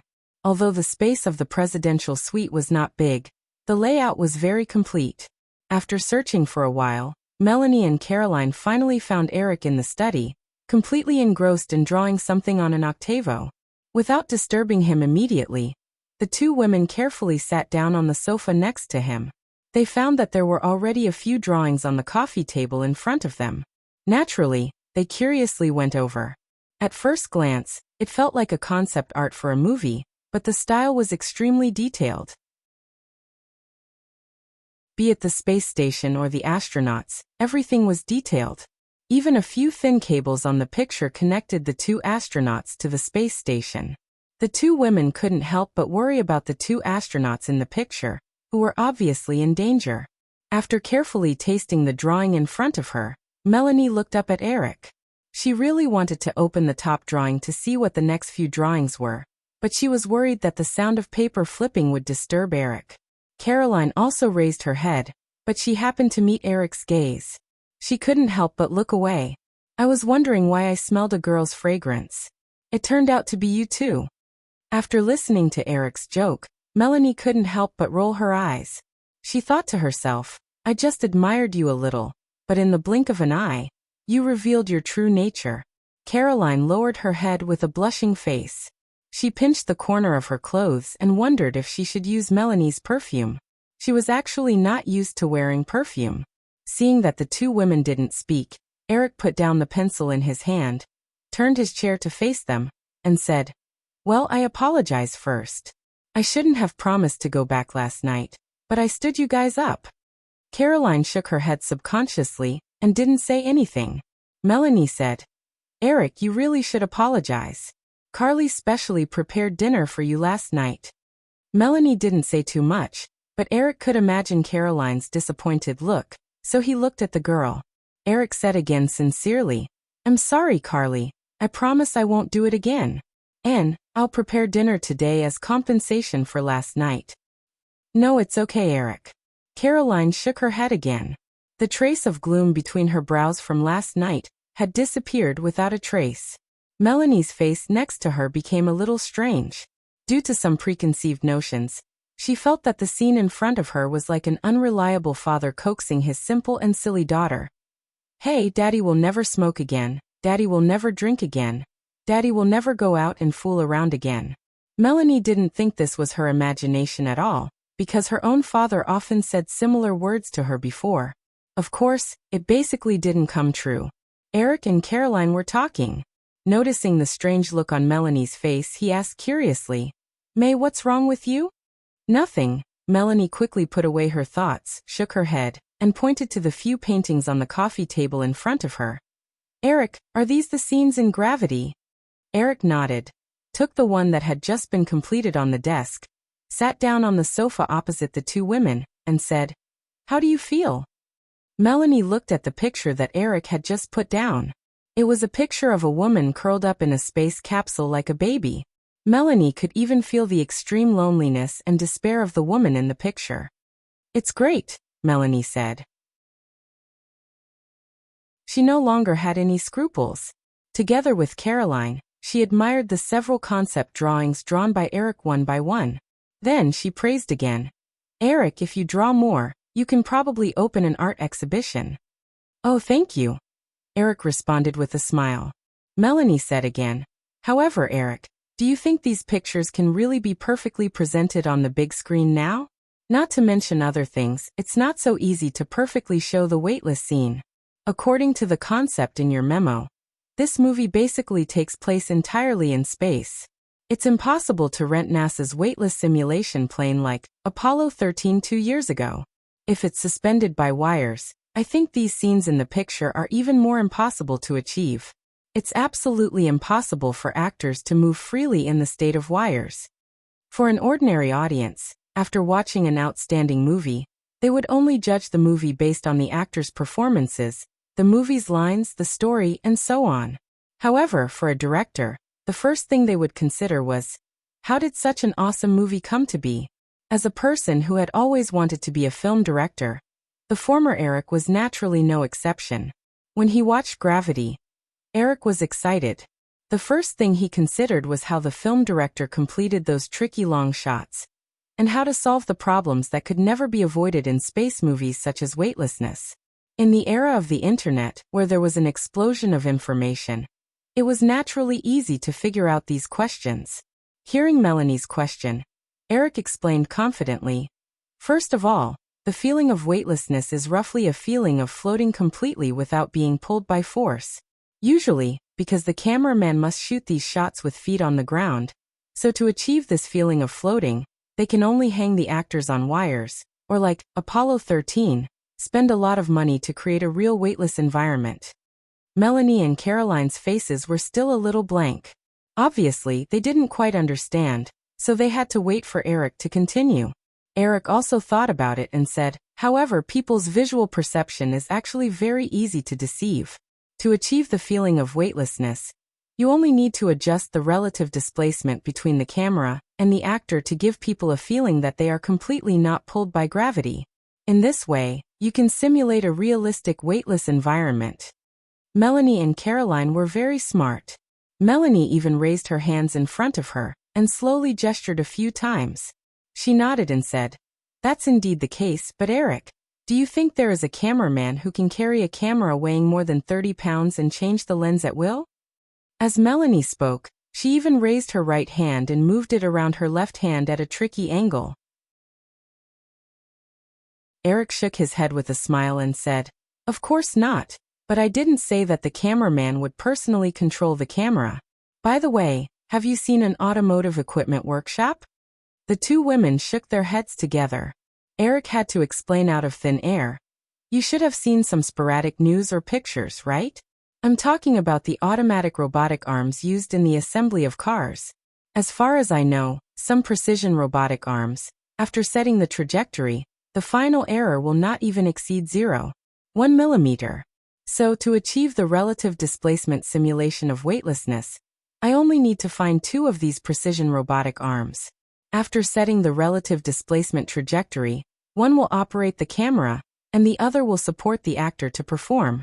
Later, these robotic arms will be removed and combined with the CG scene. It will be a perfect space shot. Although they still couldn't imagine this kind of shooting method, Caroline and Melanie didn't doubt it. After all, among the three people present, Eric was the most professional. However, Caroline still asked curiously, "Eric, in this case, this movie is almost all CG, right?" Eric naturally knew why Caroline asked this. He nodded with a smile and said, "Yes, but many CG pictures are panoramic. In CG production, the more distant the panoramic, the lower the production cost is because they don't need too detailed modeling and rendering. So the cost of this movie won't be too high. As long as some of the technical difficulties are solved, the production costs can easily be controlled to about $100 million US. $100 million US. Although it was still a high-cost production in 1997, and there were only a few movies that cost more than $100 million US per year in Hollywood. For a top director like Eric, who had produced 2 blockbusters with a box office of $1 billion US in a row, even if he was not the boss of Firefly Group, there would still be film companies lining up to send him the money if he asked for a production budget of $200 million US. After staying in Hollywood for a long time, Caroline and Melanie could naturally think of many problems that needed to be solved in order to make Gravity. However, after listening to Eric's explanation just now, they also believed that Eric could solve all these problems, so they stopped talking about this movie and changed the topic. "Eric, these days Carly and I have looked at all the information of several major cinema chains in North America. We think that if it's just to promote 3D movies, Firefly is not suitable to enter the cinema industry with too much fanfare. Well, what do you think?" Eric nodded and asked with a smile. Melanie looked at Caroline, whose eyes were sparkling. In fact, many of the ideas were brought up by this girl first. However, it was probably difficult for Caroline to change this shy and infatuated look in front of Eric. She had to say it herself. If Firefly enters the cinema industry, small cinema chains will definitely not be able to satisfy the company's appetite. The top 3 cinema chains in North America now have a total of more than 14,000 screens, and they are basically high-end cinemas in popular locations. Therefore, Firefly can only initiate an acquisition of these 3. However, once Firefly does this, it will definitely cause a strong backlash from other film companies in Hollywood.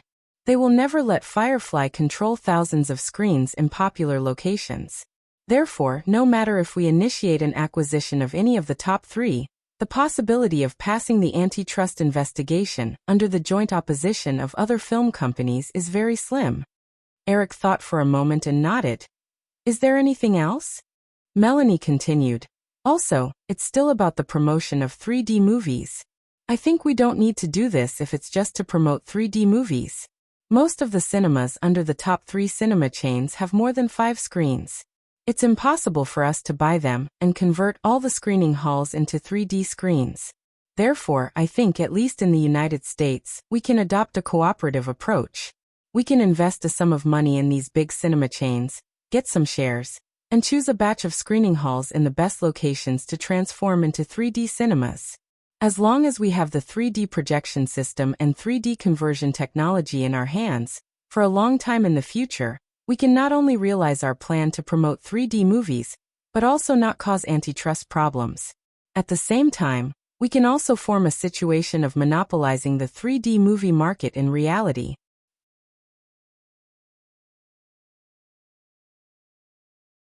Chapter 928. Carolyn and Melanie basically brought all the information they had collected in the past few days on the plane. After listening to their suggestions, Eric asked them to bring the information again. The 3 of them discussed it in more detail. Due to the increasing prosperity of the North American film market in recent years, in 1997, the total number of screens in the major cinema chains in North America had exceeded 36,000 screens, which was almost an increase of 10,000 screens compared to 10 years ago. The large increase in the number of screens inevitably led to various problems such as market saturation and increased competition. Therefore, the small cinema chains that were not strong enough were annexed and integrated by the major cinema giants. So far, the top 3 cinema chains in North America, Regal Entertainment, AMC, and Cinemark, after years of expansion, had more than 14,000 screens with the highest commercial value in North America, becoming the 3 most competitive commercial cinema groups in the United States. Although the number of screens owned by other small cinema chains, art cinema chains, and local cinema chains still far exceeded the total number of these 3, these second- and third-rate cinema chains basically had various difficulties such as remote locations, outdated equipment, and insufficient film sources. They were completely unable to compete with the 3 cinema giants. If Firefly Group abandoned the 3 giants and launched an acquisition of other small cinema chains, it would be better to build a chain of cinemas from scratch. Even the top 3 cinema chains, due to excessive expansion over the years, more or less had various problems. Although Regal Entertainment, which ranked first, had more than 7,000 screens, its operating situation was the worst among the top 3, and it was even at risk of bankruptcy in the next few years. On the surface, Regal Entertainment seemed to be the best acquisition target for Firefly Group, but if Firefly Group really did so, and took more than 7,000 screens distributed in the prime locations of major cities in North America, all the film companies in the whole of Hollywood, except for Firefly Group, would probably be on tenterhooks. Although the number of screens in the other 2 companies was about 3,000 to 4,000, if Firefly Group wanted to intervene, it would still face anti-monopoly issues. In the study, Melanie showed Eric a document and said, "Eric, you see the 3 major cinema entertainment groups have several sub-brands. For example, Regal Entertainment has 3 sub-brands, Regal Cinemas, Edwards Theaters, and United Artists Theaters. In fact, we can use this method of operating as a seed brand and cooperate with one of the top 3 cinema chains. I think the best option is Regal Entertainment."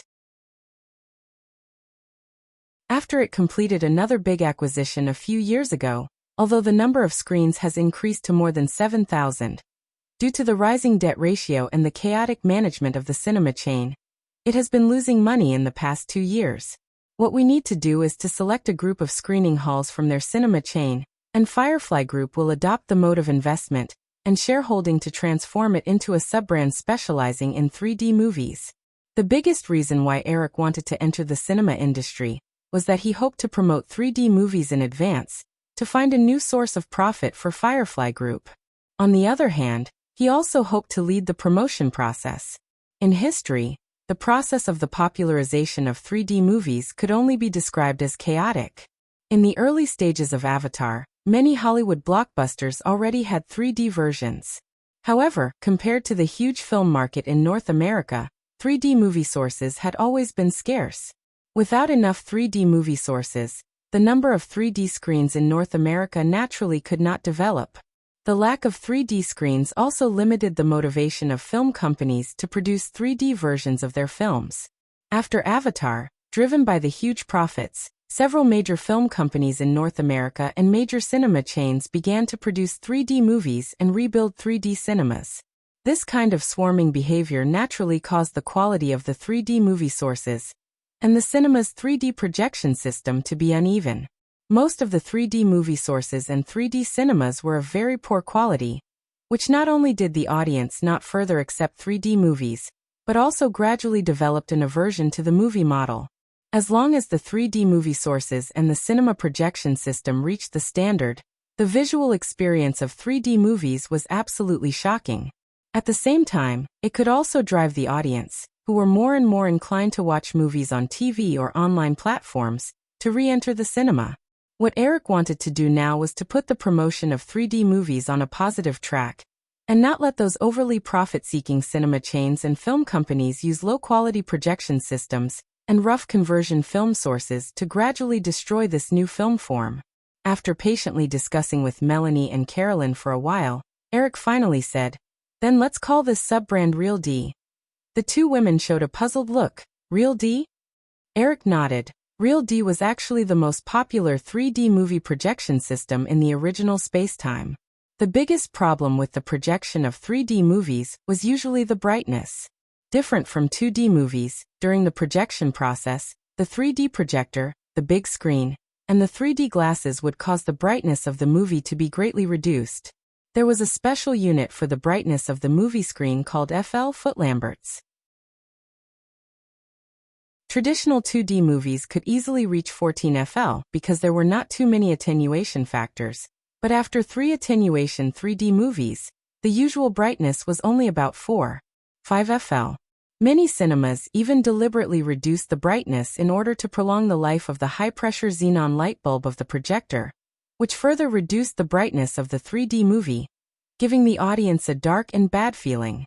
In the face of the chaotic situation of the 3D movie market, the later Real D company not only developed a special Real D projection system, but also introduced a set of special Real D certification standards. The most important one was that the brightness of the 3D movie played in the cinema should not be less than 6 FL. What Eric wanted to do now was to establish a set of special 3D movie certification standards from the beginning. For this reason, he also inquired about the situation of the Real D company, but found that the company had not yet been established. In this case, Eric did not hesitate to use the name Real D. You can understand it as the meaning of Real 3D. Facing the doubts of the two women, Eric picked up the pencil next to him and wrote the new word Real D in the blank space of the document in front of him, and then said, "Not only this sub-brand, I hope that the 3D movie projection system developed in the digital field will also use this name. At the same time, we have to set a set of 3D movie playback standards in advance. In the future, if you want to get a copy of the Firefly System 3D movie, the relevant cinema must pass our standard certification." After hearing Eric's words, Melanie immediately nodded, thinking that she understood. She smiled and said, "This is a good idea." She thought that Eric did this mainly to monopolize the 3D movie market. Carolyn obviously thought that Eric had this idea, and her face also showed a guilty expression as if she had done something bad. However, Eric actually did not have such a plan in his heart. In the early stage of the promotion of 3D movies, as long as the quality of 3D movies and the cinema playback standards were controlled well, the Firefly system could naturally enjoy exclusive profits for a long time with the advantage of technology and cinema resources in their hands. But in the extremely open film market in Europe and the United States, other film companies would naturally follow up on a large scale when they saw that Firefly was benefiting. Firefly basically had no possibility of monopolizing the 3D movie market. Moreover, Eric did not want Firefly to monopolize the benefits in this regard. If they monopolized it for a long time, they would definitely lose the motivation to move forward. Introducing competition was the best choice to keep the Firefly system alive for a long time. Unknowingly, they discussed for a few hours. When it was dinner time, Eric kept his promise and personally prepared food for everyone. Carolyn and Melanie stayed in the study to continue to organize the results of the three people's discussion. Eric planned to discuss the detailed implementation plan with the management of the group in Los Angeles after getting off the plane. Not only from the 3D projection system to the cinema certification standard Real D, but Eric also discussed a plan codenamed 4200 with the two women. Eric hoped that in the next 2 to 3 years, the Firefly Group would build 2,000 standard certified 3D screens in North America and overseas. This was 4,000 of the 4,200. As for the 200, it was another IMAX cinema plan. At present, there were a total of 54 IMAX screens in North America, which were basically distributed in museums or science and technology museums in major cities. Moreover, the number of IMAX screens in the world now did not exceed 100. 2 years ago, after watching the IMAX documentary at the Museum of Natural History in New York, Eric contacted the IMAX company in Canada and urged them to speed up the research and development of the technology to transform ordinary 35mm movies into IMAX movies. Before this, the length of IMAX movies had been limited to about 40 to 50 minutes. According to the information that Carolyn and Melanie received from the IMAX company a few days ago, by next year at the latest, the DMR, digital original reproduction, technology that the IMAX company had been developing would be able to realize the transformation of ordinary movies into IMAX movies. Since he was going to make Gravity, Eric naturally would not let go of the IMAX projection mode that could maximize the visual appeal of this space epic movie. Therefore, while building 4,000 3D screens, Eric also planned to build 100 IMAX cinemas in North America and overseas. Finally, when the plane landed in London, Eric discussed the two plans Real D and 4200 with the Firefly executives through a video conference at his residence in Kensington Gardens Street in London. Katzenberg and Frank Wells, who were far away in Los Angeles, could not help but be speechless. In Eric's plan, the Real D projection system that needed to be developed in the digital field had to abandon the current single 3D projector and use a dual 3D projection mode that could greatly increase the brightness and reduce the audience's dizziness. This meant that the cost of the transformation of each 3D theater could eventually reach $300,000. The cost of the transformation of a single theater was naturally nothing, but to transform 4,000 3D theaters around the world, the total cost would be at least $1.2 billion, not to mention the later operating costs. Similarly, to build 200 IMAX cinemas from scratch, even if the cost of each theater was $2 million, it would still be a cost of $400 million. In this way, in order to promote 3D and IMAX, the total investment that Firefly Group would need to invest was no less than $1.6 billion. Not to mention, the later operating costs were also huge. Although $1.6 billion was not enough to buy the #1 Regal Entertainment theater chain in North America, it was more than enough to buy the second and third place AMC and Cinemark theaters. Eric had deliberately suppressed the expansion of Firefly Group in the past 2 years. Therefore, senior executives like Katzenberg, who wanted Firefly Group to continue to develop and grow, were actually holding back.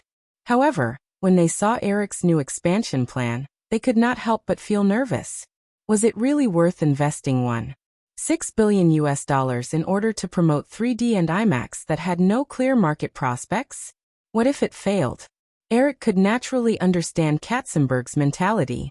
This mentality was actually the main reason why 3D and IMAX had not been able to be promoted on a large scale for many years to come. No company would invest $1.6 billion on such a project when they had no market prospects at all.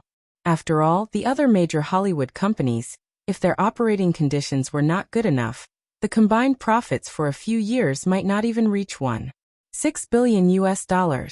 Because Eric had invested a large sum of money in the NASDAQ market in the past 2 years, Firefly's surplus profit this year was definitely not $1.6 billion. It might even fall below $1 billion. In all fairness, if Eric couldn't see the future clearly, he wouldn't have dared to invest $1.6 billion into the two plans in his hands. No one's money came from nowhere, and he never had the idea of wasting his money. In the study of the Kensington Garden Mansion, Eric sat in his office chair and looked at the video conference screen. Katzenberg and the others in Los Angeles had hesitant and persuasive expressions on their faces.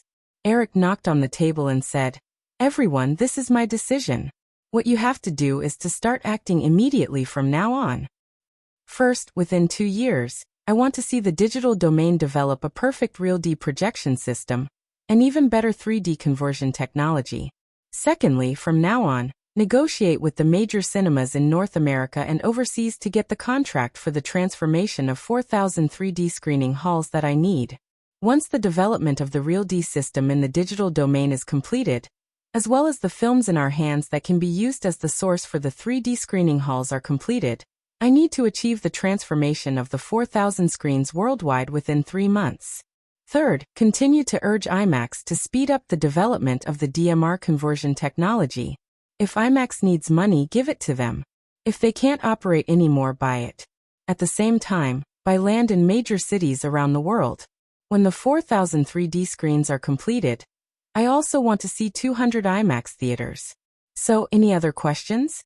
After Eric finished speaking, he stared firmly at the Firefly executives in Los Angeles through the high-definition camera. In the eyes of Katzenberg and the others, Eric was never a strong boss. But this time, even from thousands of miles away, they could still see the determination in his eyes through the video conference screen. They looked at each other and no longer raised any objections. Instead, they began to discuss the substantive problems that needed to be solved in order to complete this plan.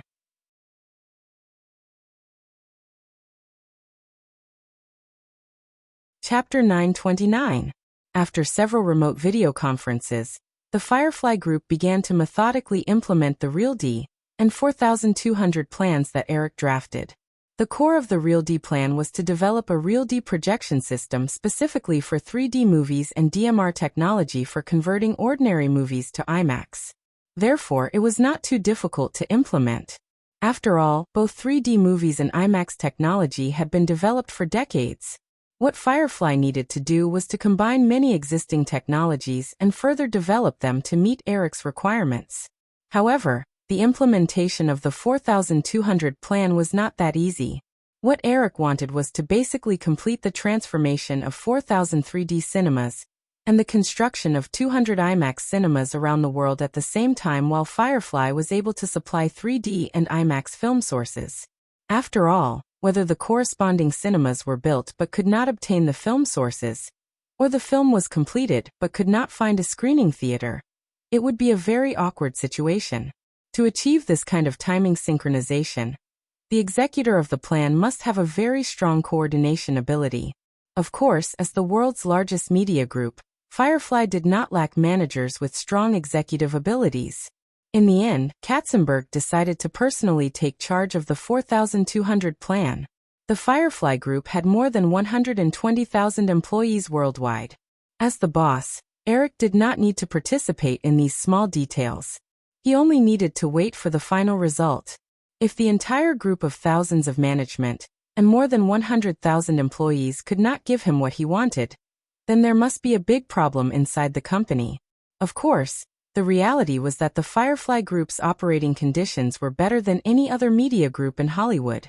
After deploying these two plans, Eric also turned his attention to the creation of the Spice Girls.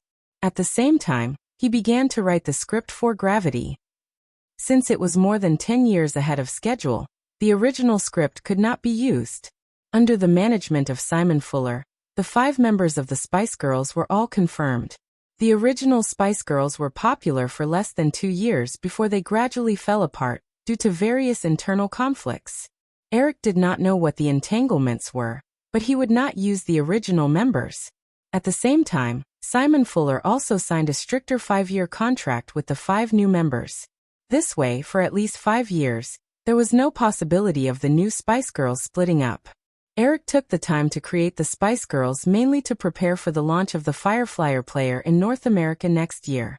Firefly Electronics had already signed a contract with several members of the Spice Girls to be brand ambassadors. As long as the Spice Girls were on the rise, the Spice Girls would become the brand's spokesperson when the Firefly player was launched in Europe next year. At the same time, the Spice Girls could also provide a batch of the hottest digital music rights for Firefly promotion in Europe. Although Firefly Electronics expanded the monthly production capacity of the Firefly player to 450,000 units in July, with Firefly's relentless promotion, the Firefly became more and more popular in North America. 450,000 units per month was still not enough to meet the demand of the North American market. Other than Amazon, who insisted on the sales price of $299, all the major physical retailers maintain the sales price above $300. From the official launch in April until now, in less than half a year, the Firefly player sales were close to 1.5 million units. The management of Firefly Electronics predicted that after the Malaysian assembly plant was officially operational, the Firefly player sales in North America in 1997 would easily reach more than 3 million units. Even with the original price of $299, the annual sales of 3 million units would allow Firefly Electronics' annual turnover to exceed $900 million after the launch of their first product. The entry threshold of the Forbes 500 American companies was only around $2 billion. If Firefly Electronics wanted to, they could easily enter the list next year and achieve a goal that countless companies could not achieve. However, to Firefly Electronics, achieving this goal was only a starting point. After staying in the mansion on Kensington Garden Street in London for a few days, Eric discussed 2 detailed plans with Los Angeles before moving to Pinewood Town, located in the western suburbs of London, next to Pinewood Studios. He rented a studio in Pinewood Studios. On one hand, He rehearsed for the shooting of the Wannabe MV. On the other hand, he began to think about the shooting of Gravity. In fact, strictly speaking, these two matters were one and the same. Eric had originally decided to shoot a one-shot MV for Wannabe, purely out of interest. Later, due to his busy work schedule, Eric had planned to give up on this idea and give the MV for Wannabe to someone else. However, after coming up with the idea of making Gravity, Eric decided to pick up the camera and shoot the MV himself. This way, he could carefully think about the technique of using long shots, the rules of composition, and other technical details. It would be easier for him to shoot Gravity. As for the cinematographer for this movie, Eric naturally thought of the original Emmanuel Lubezki. However, after watching a few of the others' movies, Eric dismissed the idea. Emmanuel Lubezki was just an ordinary cinematographer who had not been in Hollywood for long. The few movies that he had participated in were of average quality. He was not at the level of the masters that would be seen in 10 or 20 years. It would be better for Eric to do it himself. Eric did plan to do it himself. This was a little bit of a bad taste in his heart. Through Island Horror and last year's My Heart Will Go On, Eric had already won 2 Oscars for Best Original Screenplay and Best Original Song. He had successfully won the 2 titles of Best Screenwriter and Best Songwriter. Since this was the case, it would be good to continue and win the title of Best Cinematographer. Eric was not enthusiastic about the Oscars, but it was fun to continue playing this game. Except for Best Actress and Best Supporting Actress, Eric felt that he could try for most of the other awards. He was only 27 years old this year, and he did not plan to completely give up directing in the future. Setting such a goal full of bad taste would more or less give him some motivation in the future. Before Eric came to Europe, he gave the song Wannabe to Simon Fuller. Now, the Spice Girls were very familiar with this song. Eric had also chosen a club in London to shoot the MV for this song. However, the rehearsals could only be done in the studio, otherwise there would be a lot of onlookers. At the same time, after a trip to the industrial town of Birmingham, Eric had his eyes on a high-precision assembly robot from Germany's Kuka Robot Company. Knowing that Eric Williams wanted to use their company's robot for his next movie, Kuka Robot Company was very enthusiastic. They offered to provide Eric with 2 of the robots he needed for free, and they would also be responsible for the modification work required by Eric. The condition was that Eric's next movie had to mention Kuka Robot Company's name in the promotion process. The robot that Eric had his eyes on was worth $1 million each. If one was not familiar with the structure of the machine, it would be very troublesome to modify it. Since Kuka Robot Company was willing to provide the robot for free and provide sufficient support for the modification of the machine, Eric naturally would not reject it. Moreover, in the promotion process of the movie, the filming method of Gravity would definitely be a topic that could not be avoided. When the time came, all he needed to do was mention Kuka Robot Company's name, and it would not be a big deal. Kuka Robot Company sent the 2 high-precision robots to Pinewood Studio. After they were installed in the studio that Eric rented, Eric spent most of his time in the studio. While setting up the set for the MV for Wannabe, he also studied the modification work of the robots and learned how to operate them with the engineers sent by Kuka Robot Company. After returning to London, especially after Eric had moved from the city to Pinewood Film Studio, Carolyn's mood had been very good for the past few days. Not only could she return home every night, but yes, although she definitely wouldn't mention it to anyone, Eric, who had entered work mode, was finally no longer running around without a trace. She could see him on time every day. When it was close to noon, Carolyn and Melanie left their office in Pinewood Studio together and went to a studio in the northwest corner of the studio. They planned to have lunch with Eric and talk about some work-related matters while they were there. This was a large studio that was 60 meters long and 50 meters wide. The interior area was close to 3,000 square meters, and the ceiling was slightly higher than the other studios. It was very spacious. In the studio, a few staff members were setting up the set according to the layout of the club that Eric had chosen. Carolyn looked around and understood that the set was about to be completed. Eric had mentioned that he planned to use a week to rehearse, then rush to London to start filming. Even if the filming in the city did not go well, the whole process would not take more than 2 weeks. 2 weeks. She did not know how long Eric would stay in England after 2 weeks. Carolyn really hoped that the date would be as long as possible. They went around the external set and continued to walk inside. Soon, they arrived at a specially partitioned area that was about 300 to 400 square meters. There were 2 eye-catching orange-red robots on the ground. Their sturdy bases were placed on a trolley. At the top of the 3-meter-long robotic arm, a small DV camera was installed on one of the robots. The other robot was planned to hold an actor for a performance, but there was no time to modify it. A mannequin was fixed on the top of the robot. Eric and the engineer sent by Kuka Company, Brian Clayston, were standing together at the periphery. Each of them held a remote PDA in their hands, and were manually controlling the 2 robots to move slowly. Carolyn and Melanie stood quietly beside a few staff members at the periphery. They did not disturb them. When Eric and Brian Clayston finally stopped, they stepped forward and stood behind Eric. Together, they watched the content recorded by the DV camera on the computer screen. If one ignored the robotic arm in the video, the mannequin's trajectory seemed to be free of restrictions. It did feel like it was floating in space, but only a little.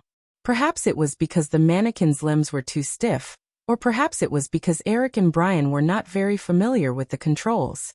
If only it could be a real person wearing a spacesuit.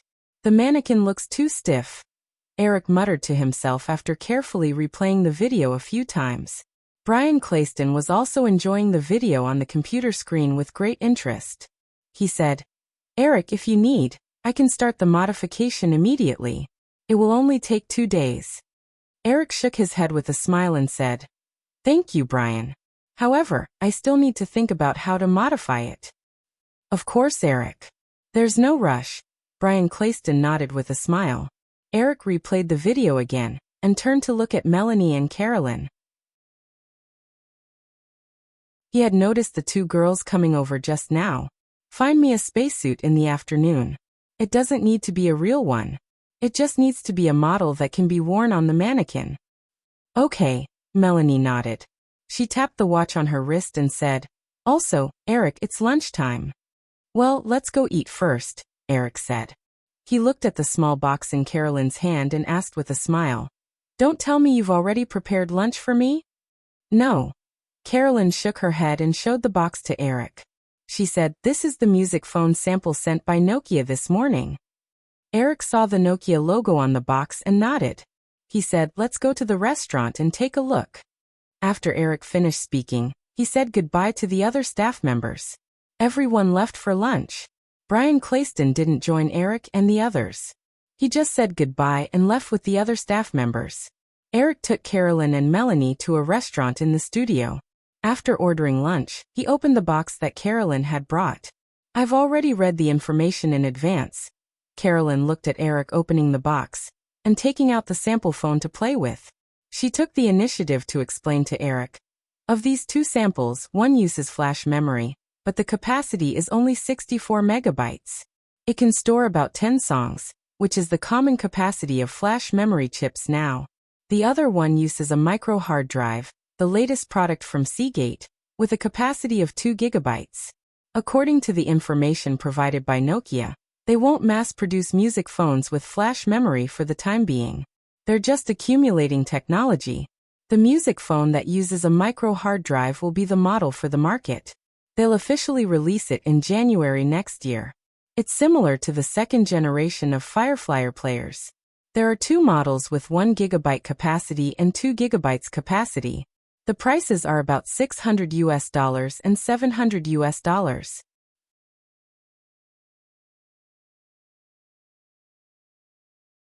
Chapter 930. Nokia had undoubtedly inherited the craftsmanship unique to Europeans. Although the 2 music mobile phone prototypes in Eric's hands were only made of plastic, the silver casing had a high-end metal texture. Moreover, these 2 mobile phones did not adopt the classic shape of Nokia. Instead, they had a long design similar to the Nokia V2. However, due to the limitations of the current technology, the body was wider than the Nokia V2, but the overall mobile phone was still very fashionable. In addition to the basic communication function, Due to the buttons, the music playback system of this mobile phone was much more convenient than the Fireflyer. It could even perform simple search operations. Although the starting price of $600 was definitely an expensive high-end model among the existing mobile phones, Eric still believed that this mobile phone would be very attractive to the young white-collar workers under the age of 30. After putting on the headphones and listening to a song, Eric put away the two mobile phones with satisfaction. Now that he was in the restaurant, Eric could not continue to test whether these two mobile phones could easily purchase and transmit music from the Yahoo Music store. However, after a brief trial, Eric did not have any doubts about the music transmission function of this mobile phone.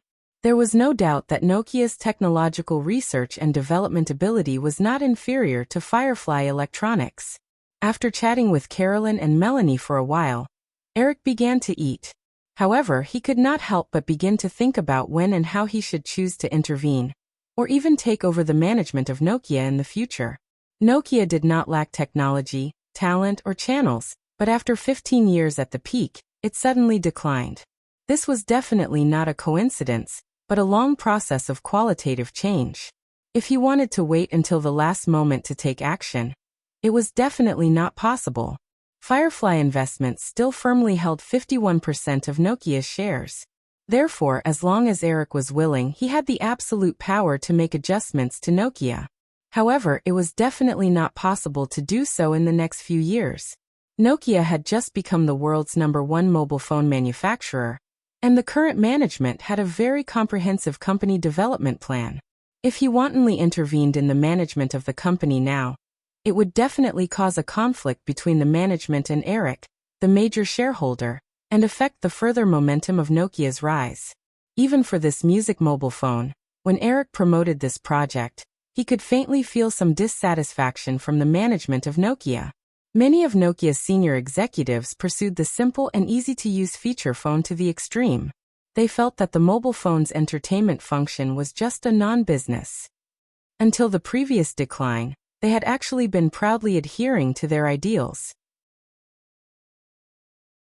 In the end, this mobile phone industry giant fell from the peak to the bottom at an astonishing speed. It wasn't until the two women opposite him finished their lunch that they looked at him curiously after sensing that he had been silent for a long time. Eric collected his scattered thoughts, smiled, and sped up his meal. Since he could not figure it out for a while, he would think about it slowly.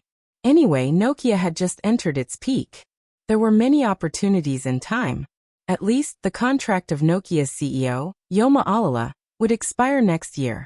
If he wanted to do anything, he would have to wait until then. Eric only felt a little regretful. He did not remember the name of the last Nokia CEO who had quickly brought Nokia to the abyss. Otherwise, even if everyone opposed, he would immediately find that guy and kick him out of Nokia. To be able to bring an industry giant that occupied more than 40% of the world's mobile phone market to the point of liquidation in just a few years, Eric felt that such a talent should be immediately sent to scourge other talents. After lunch, Eric told the two women, "Send a memo to Nokia." Since they planned to adopt the 1G and 2G versions of the second-generation Fireflyer, postpone the release date from January to April, a week after the release of the second-generation Fireflyer. Also, although Nokia's main business scope is in Europe and Asia, the main market for this phone should be the US. This is because only the US has a relatively complete online music store for the time being. Europe is not in a hurry. As for Asia, well, don't be in a hurry to promote it for the time being. Although the music copyright supervision there is not strict, we don't have to do this. The gains do not make up for the losses. After making sure that the two women wrote down his words, Eric left the restaurant and returned to the studio to continue his work. 2 days later, the simple set of rehearsals for Wannabe was completed in the studio. Eric was about to gather the members of the Spice Girls to start rehearsing when another piece of important news came from the US. After 3 long months of back-and-forth negotiations, Viacom finally reached an acquisition agreement with CBS. The final transaction price was $36 billion. At this point, the 4 major TV networks in the US, ABC, CBS, NBC, and Fox, all belonged to the big group. Although General Electric, which owned NBC, was not considered a media group, This was still a symbol of the completion of the wave of consolidation in the U.S. media industry. The Seagram Group in Canada was negotiating the acquisition of Polygram Records in Europe. This could only be regarded as an extension of this wave of consolidation, because regardless of whether this merger was completed successfully or not, it would not have much of an impact on the U.S. media industry. The completion of the integration of the media groups also meant that in this situation where the monopoly structure had been formed, unless a media company adopted a small merger to win a big one, there was no possibility of developing from scratch into a media group. The media industry in the United States had once again entered the era of oligarchy. When Eric heard the news, he suddenly remembered the conversation he had with Robert Shea, the CEO of New Line Cinema, a few years ago. Although he had stirred up too many storms in the past few years, this had happened in the past, and the general trend had not changed. Fortunately, Firefly had managed to complete her arrangements before that happened. Today was the third day of rehearsals for Wannabe. Eric spent 2 days watching and guiding the girls in the Spice Girls performance for the entire MV. Although there had never been a shortage of female singing groups in the history of music, the Spice Girls were the ones who had truly brought the style of female singing groups to the world. Therefore, in the original history, although many people thought that the Spice Girls MV and live performances were very cool when they first rose to prominence, in the eyes of Eric, who had more than 10 years of experience, the Spice Girls dance performance during the MV was simply too horrible to watch. Therefore, Eric naturally asked the choreographer to recreate some classic dance moves for the girls based on his memory. In the studio of Pineland Film Studio, because the set was open, dozens of pairs of eyes were curiously looking at Eric, who was putting on a stand Nikon camera. Everyone, including the 5 girls in the Spice Girls, was surprised. Carolyn and Melanie helped Eric check several parts of his body before Simon Fuller came over. He looked at Eric, who was wearing a shock absorber vest and holding a balance bar and adjusting a lightweight camera. With a look of disbelief he asked, "Eric, are you planning to shoot this MV yourself?" Eric nodded and looked at the astonished Simon Fuller. He smiled and said, "Can't I do it myself?" "No, oh, of course you can." Simon Fuller quickly shook his head. What a joke! If Eric Williams was going to shoot the MV himself, who would dare to say no? Seeing that Simon Fuller couldn't react for a while, Eric said, "Everyone here should have signed a confidentiality agreement, right? Tell them again before this MV is completed, don't disclose this matter." During this period of time, the news of Eric's arrival in the UK had already appeared frequently in the local media. News of the formation of the Spice Girls also spread like wildfire thanks to Simon Fuller's manipulation. However, the outside world only vaguely heard that Eric was going to guide the Spice Girls in producing a song. Other information was strictly kept under wraps. When Simon Fuller heard that Eric was going to be the cameraman, his first thought was to immediately call a certain newspaper. This was a major piece of news. However, when he heard Eric's special instructions, Simon Fuller had to give up on this idea. "Okay, Eric, I'll arrange it. Then let's get started." Eric nodded and walked to the side of the set. He motioned for the MV director, who had been invited by Simon Fuller but was destined to lose his presence, to get ready to start. Following the instructions of the stage supervisor, all the extras quickly began to get into position. The 5 girls of the Spice Girls stood at the starting point. The director, who had silently lost all his power, looked at Eric and waited for him to make an okay gesture. The accompaniment of Wannabe started to play. In order to keep it as confidential as possible, regardless of whether it was rehearsals or official filming, only the accompaniment would be used. Although everyone had signed a confidentiality agreement, it was hard to guarantee that no one would be tempted by money to reveal something. The British paparazzi were world famous for their ability to dig up news by hook or by crook. If the lyrics were leaked in advance, it would be very interesting. Accompanied by the music, the 5 girls laughed and joked around as they entered the camera. Eric stared at the monitor and began to move slowly with the girls. The key to good long shots was to quickly find the focus of the camera in the constantly moving chaotic image and complete the composition to show the creator's intention. The script for the Wannabe MV was written by Eric based on his memory. The plot was roughly about 5 girls with strong personalities who broke into a club and turned it upside down. Perhaps because Eric was personally controlling the camera, less than a minute into the first rehearsal, one of the girls accidentally fell down, and the filming had to be paused. Seeing the baby-faced girl, who was set as Babe Spice, look at him with an uneasy expression as if she was about to cry, Eric had to personally comfort her. In order to figure out how to use long lenses, Eric had set aside 2 weeks for the shoot. Therefore, he wasn't in a hurry at all. After comforting Babe Spice, he instructed everyone not to stop the shoot midway as long as there weren't any particularly serious situations. The music started again. Although there were still some minor issues in the process, at least there was no intention of pausing midway.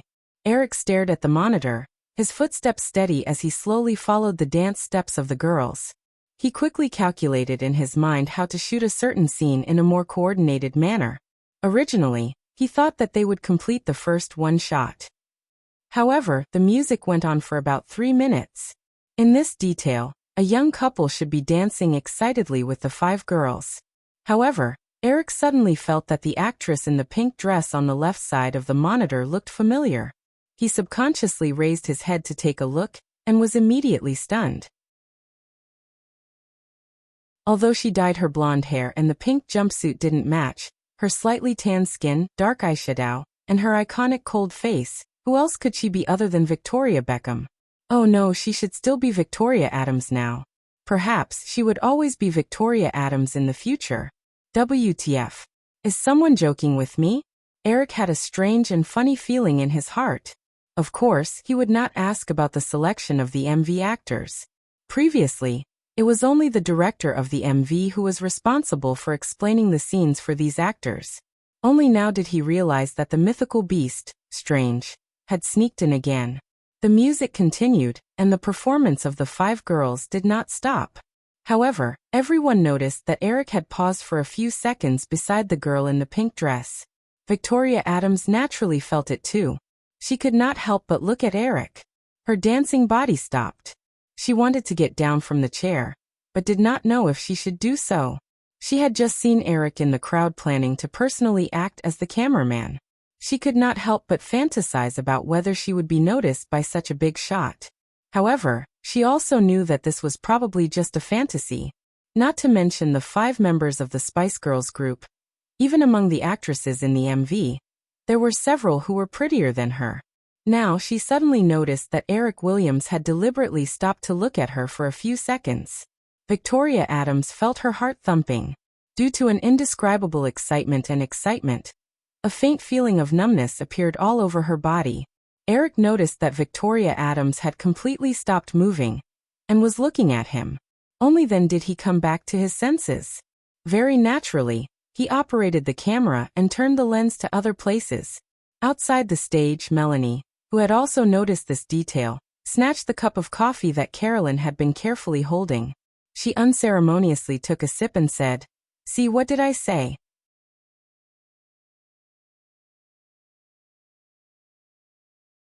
Chapter 931. At the end of the first rehearsal, Eric's surprise at finding Victoria Adams in the crowd of MV actors had mostly dissipated. He only felt that this matter was very interesting, but he didn't immediately interact with Victoria Adams like many people envied or expected. Carolyn and Melanie went forward to help Eric take off the heavy stand Nikon equipment from his body. Eric called the main creators and the 5 members of the Spice Girls over. A group of people gathered around the workbench in the corner of the studio, watching the video replay of the first rehearsal and discussing various details that needed to be improved. As it was the first rehearsal, there were many areas that needed to be improved. The group of people discussed for about half an hour before dispersing and making adjustments according to the results of the discussion.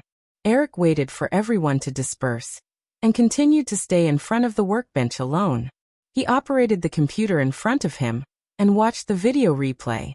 From time to time, he would write down some reflections on the lens in front of him. Carolyn placed a cup of warm coffee in front of Eric's hand. She didn't say anything and quietly sat down beside Eric. She looked at him carefully, studying the camera and taking notes seriously with a little satisfaction on her face.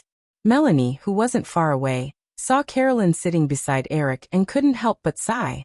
After thinking for a while, she walked over to Simon Fuller, who was directing the staff to adjust the set.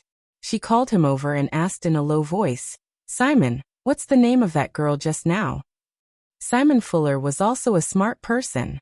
He thought that Eric had asked Melanie to ask, so he also lowered his voice and said, "I just asked. Her name is Victoria Adams." "Melanie, is Williams treating her to a meal? I can arrange it right away." Melanie resisted the urge to roll her eyes. Why were all these men like this? She quickly shook her head and said, "It's not like that. Simon, what do you think of Carly?" Carolyn had always been sincere and courteous to everyone around her.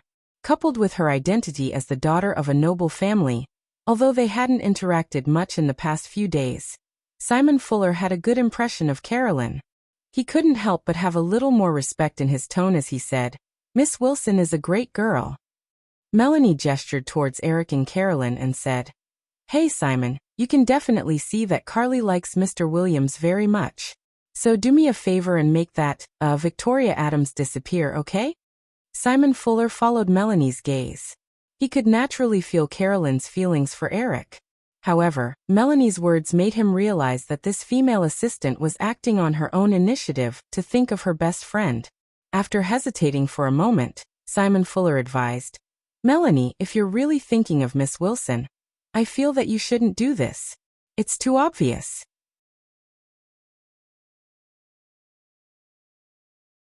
During this time, Eric would deliberately take out a plot from Birdman and let the actors perform it. He would practice the camera techniques in Birdman that he remembered. While the Wannabe MV was shooting, Simon Fuller also began to promote the release of the Spice Girls' first single. Since July, when the Spice Girls started to recruit members, this girl group that was said to be created by Eric Williams attracted everyone's attention. Recently, although the British media had been speculating about Eric's reason for coming to London, most of the topics were related to the Spice Girls. This further increased the media's and public's attention to the group. Therefore, Simon Fuller planned to strike while the iron was hot, and release the first single as soon as possible after the filming of the Wannabe MV was completed.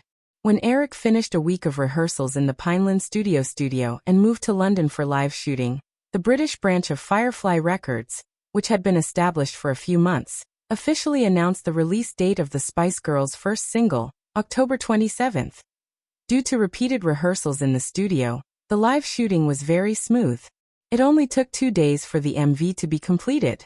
At this time, the news that Eric personally served as the photographer for the Wannabe MV was finally dug up by the British tabloids, and it quickly caused a sensation. A few months later, Casino Royale was still in the UK. The cumulative box office in the UK had reached more than $93 million. Although it still couldn't catch up with the record set by Titanic, this box office was enough to squeeze into the top few box office rankings in the history of the UK.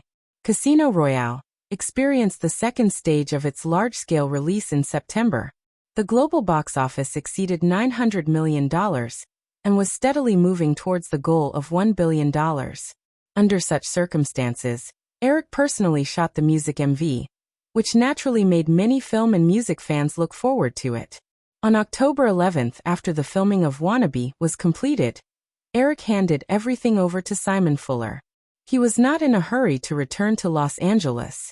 Instead, he stayed at the Pineland studio on the outskirts of London to continue the preparation work for Gravity. Because of the one-take shooting method, the post-production work of the Wannabe MV was completed in only a week. Then, on October 20th, a week before the release of the Wannabe single, the song's MV was officially released on major TV stations in the UK. Perhaps the anticipation was too high. Wannabe didn't seem to reach the point where the media and music critics were amazed. In the 1990s, the mainstream music genre in the UK was pop rock. Whether it was a solo singer or a singing group, most people would be more or less influenced by pop rock. However, Wannabe by the Spice Girls was a pop dance song that completely deviated from the mainstream music genre. It had nothing to do with pop rock at all. Moreover, most music critics felt that compared to Eric's previous amazing songs, Wannabe was very lacking in connotation. It was more like a mediocre pop song. Some media outlets directly attacked the wannabe MV. Not only did they think that Eric's one-take shooting method was just a gimmick, there was nothing outstanding about it. They also commented very harshly that the 5 girls in the MV dressed like 5 slutty little prostitutes. Just when everyone thought that Eric Williams might fail this time, the Wannabe single was released on October 27th. In just 4 days, the single album's sales exceeded 100,000 copies. Then the album's sales in the first week finally reached 160,000 copies. Not only did it easily rush to the top of the UK singles chart, it even surpassed the number 2 single by more than 90,000 copies. For a moment, all the media and music critics who were originally not optimistic about the Spice Girls shut their mouths and began to investigate what had happened. Almost naturally, most people's first thought was that Eric might have cheated by buying the chart. However, after some digging, no one could find any substantial evidence. At the same time, all over the UK, whether it was the commercial streets of the big cities or the small towns in the remote suburbs, many people unknowingly felt as if they could hear the song, Wannabe, everywhere. When they walked down the street, they could hear some young people suddenly say zigga-zig-ha. This was a very unpredictable interjection in Wannabe, but it inexplicably made many people feel that it was very cool. In a short period of time, the Spice Girls 5 became the sexy idols in the hearts of British young people. At the same time, they also became the targets of the British paparazzi. The winner had everything. This was a famous saying in any field.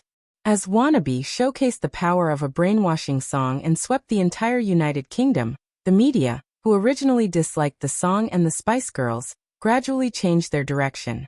They began to praise the Spice Girls for perfectly combining dance pop with feminism and injecting a strong female independent style. When Eric saw this sentence in the Hot Songs chart magazine, he really wanted to find a prawn, tie an egg to an egg, and mail it to the music critic who wrote the article. The Spice Girls' success actually did not have any profound reasons. They were indeed the product of an assembly line operation, just as some media said.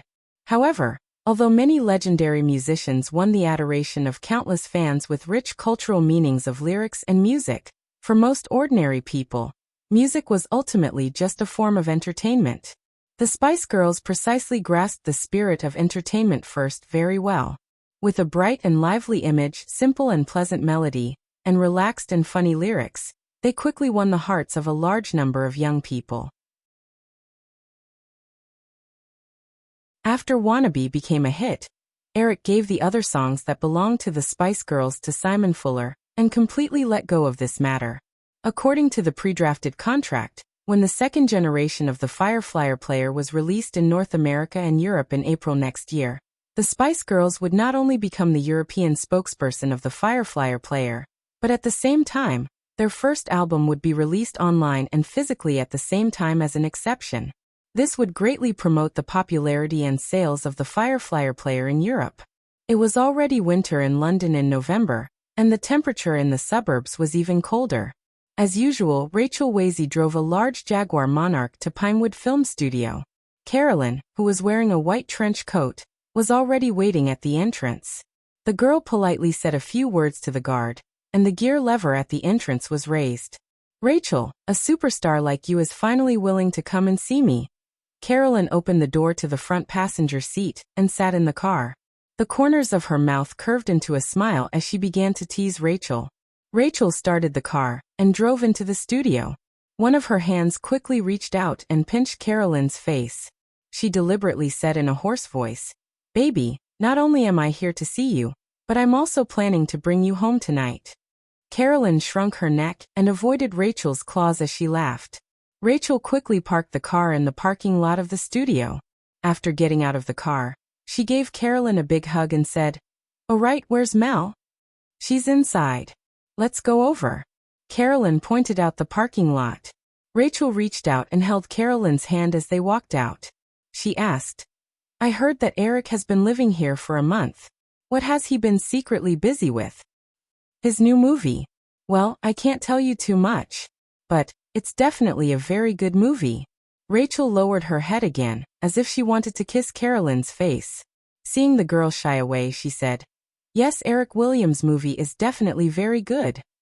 The two girls chatted casually as they arrived at the studio that Eric had used as his studio. The set for the rehearsal of Wannabe had been completely removed. However, at this time, in the studio, other than the two modified orange robots, there were many other strange equipment. Among them, the most eye-catching was the large box that was 5 meters tall and made up of many 1 square meter LED screens. At a glance, Rachel saw Eric and a few others standing in the large box. She asked curiously, "Carly, what's that?" "A light box," Carolyn explained. Seeing that Rachel still didn't understand, she said, "It's used to simulate the lighting environment in space." Eric's new movie uses ordinary lighting methods, but it's very difficult to accurately simulate the lighting environment in space without any diffuse reflections. So he intends to use this method and directly play a simple space scene on the LED screens around the light box. This way, when the actors perform inside, it's exactly the same as if they're in space. Just as Carolyn was explaining the use of the surrounding equipment to Rachel, Eric walked over with Melanie and hugged Rachel. With a somewhat joking tone, he said, "Rachel, a superstar like you is finally willing to come and see me." Rachel stared blankly for a moment before suddenly bursting into laughter. She seemed to feel that it wasn't very satisfying, so she turned it into a hearty laugh. She looked as if she wanted to squat on the ground while clutching her stomach. Carolyn didn't expect Eric to say the same thing as her. After thinking about it again, perhaps because they had been together for a long time, her words just now were obviously imitating Eric's usual joking tone. Realizing that Rachel might have guessed this, Carolyn's small face immediately turned red. She couldn't wait to find a place to hide. Eric didn't know what Rachel had found funny. Looking at Carolyn's reaction, he roughly guessed that this matter had something to do with her. He didn't ask much and only said, "All right, Rachel, be more ladylike. Otherwise, I'll take a photo of your current appearance and sell it to the paparazzi." Rachel took a deep breath and finally stopped laughing. She straightened her body and couldn't help but say, "Eric, you've led Carly astray again." "All right, I'm guilty." Eric shrugged his shoulders and pointed to the workbench. "Let's go over and sit. Speaking of which, why are you free today?" "I'm here to see Carly and Mel," Rachel said as she sat down at the workbench. Looking at the pictures of space scenes on the table, she said, "Eric, are you planning to shoot a space movie?" "Yes." Eric nodded. "A space disaster movie." Rachel swept a few glances at the table before noticing a concept map that had been rendered. She took it over and gave it a look. This was a realistic simulation map that had been created based on the drafts that Carolyn and Melanie had seen on the plane back then.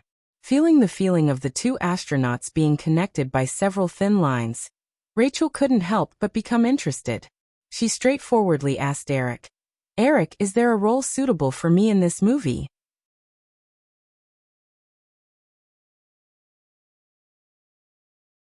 Chapter 932. Eric felt Rachel's expectant gaze and shook his head. "It would be better if you were a few years older. This is a movie with a female lead. There are no supporting roles, and I hope that the female lead can't be younger than 30 years old." Rachel Wasey nodded. Although she was a little disappointed, she was not too disappointed. After Titanic, she had no lack of film contracts. After casually chatting about Eric's movie, she changed the topic and joked, "I heard that you've been in London for more than a month, just for that hot girl group. Wannabe sounds really interesting. I even bought a disc for it. But what does Zigga Zigga mean?" "You've got me there," Eric said. He actually remembered that Zigga Zigga meant shit and cigars. It was not a good phrase, so it was replaced with a meaningless tone. However, there was no way he could explain the allusion to Rachel. He could only vaguely say, "I think it's easier to add this line after the lyrics." Carolyn was sitting next to Rachel. She noticed Eric's expression when he spoke. She knew that Eric was just brushing Rachel off. He must know, but he just didn't want to explain it to Rachel. Looking at Rachel and Melanie next to her, Carolyn realized that she was the only one who knew this little secret. The corners of her mouth couldn't help but curl up. Rachel was just asking casually. She was not as curious about this string of characters as the media and fans outside. Since Eric didn't want to say, she didn't want to get to the bottom of it. Instead, she said, "Firefly Group has so many things to do. Is it really okay for you to not return to Los Angeles for so long? I'm the boss. As the boss, if I can't do whatever I want, then what's the point of living? What about you? What have you been busy with recently? I just finished a guest role in a movie. I just came back yesterday. I plan to go back to Los Angeles after Christmas, Rachel said. She reached out and hugged Carolyn intimately. Also, Eric, how about giving Carly and Mel a day off? I want to go shopping with them in the city. No problem. Eric nodded readily and said, But you're a superstar now. Aren't you afraid of being surrounded by people? Hee, I just need to disguise myself a little. I can get rid of all the paparazzi by myself today. Then go and play. You can come back whenever you want. I don't have anything important to do recently anyway. Rachel nodded. Just as she was about to leave with Carolyn and Melanie, she suddenly thought of something and said, Eric, why don't you come with us? Eric shook his head. I'm afraid of being surrounded by people. I'd better not go. Hee, what did you say just now? If I can't do whatever I want to do, what's the point of living? Rachel seemed to be suddenly interested and said, So let's go together. Don't worry, we won't drag you along as a human-shaped credit card. When Carolyn heard Rachel's suggestion, she was tempted as well. Yeah, Eric, come and play with us. The ferocity of the British paparazzi was world famous. However, Rachel's plan was only to shop and eat. She didn't have the intention to wander around the streets with great fanfare. Eric thought for a while and agreed. After leaving Rachel's Jaguar Monarch in the parking lot of Pinewood Film Studio, Eric borrowed 2 inconspicuous Mercedes-Benz business cars. He brought a group of bodyguards and rushed to London with Rachel and the other 2 women. Because they spent a lot of effort to dress up and only shopped in some branded stores in a very low-key manner for the whole afternoon. Although it was inevitable that they would be recognized by a few people, there were no problems. In the evening, the 3 women, who had almost filled the trunks of the 2 Mercedes-Benz business cars, were about to choose a restaurant for dinner.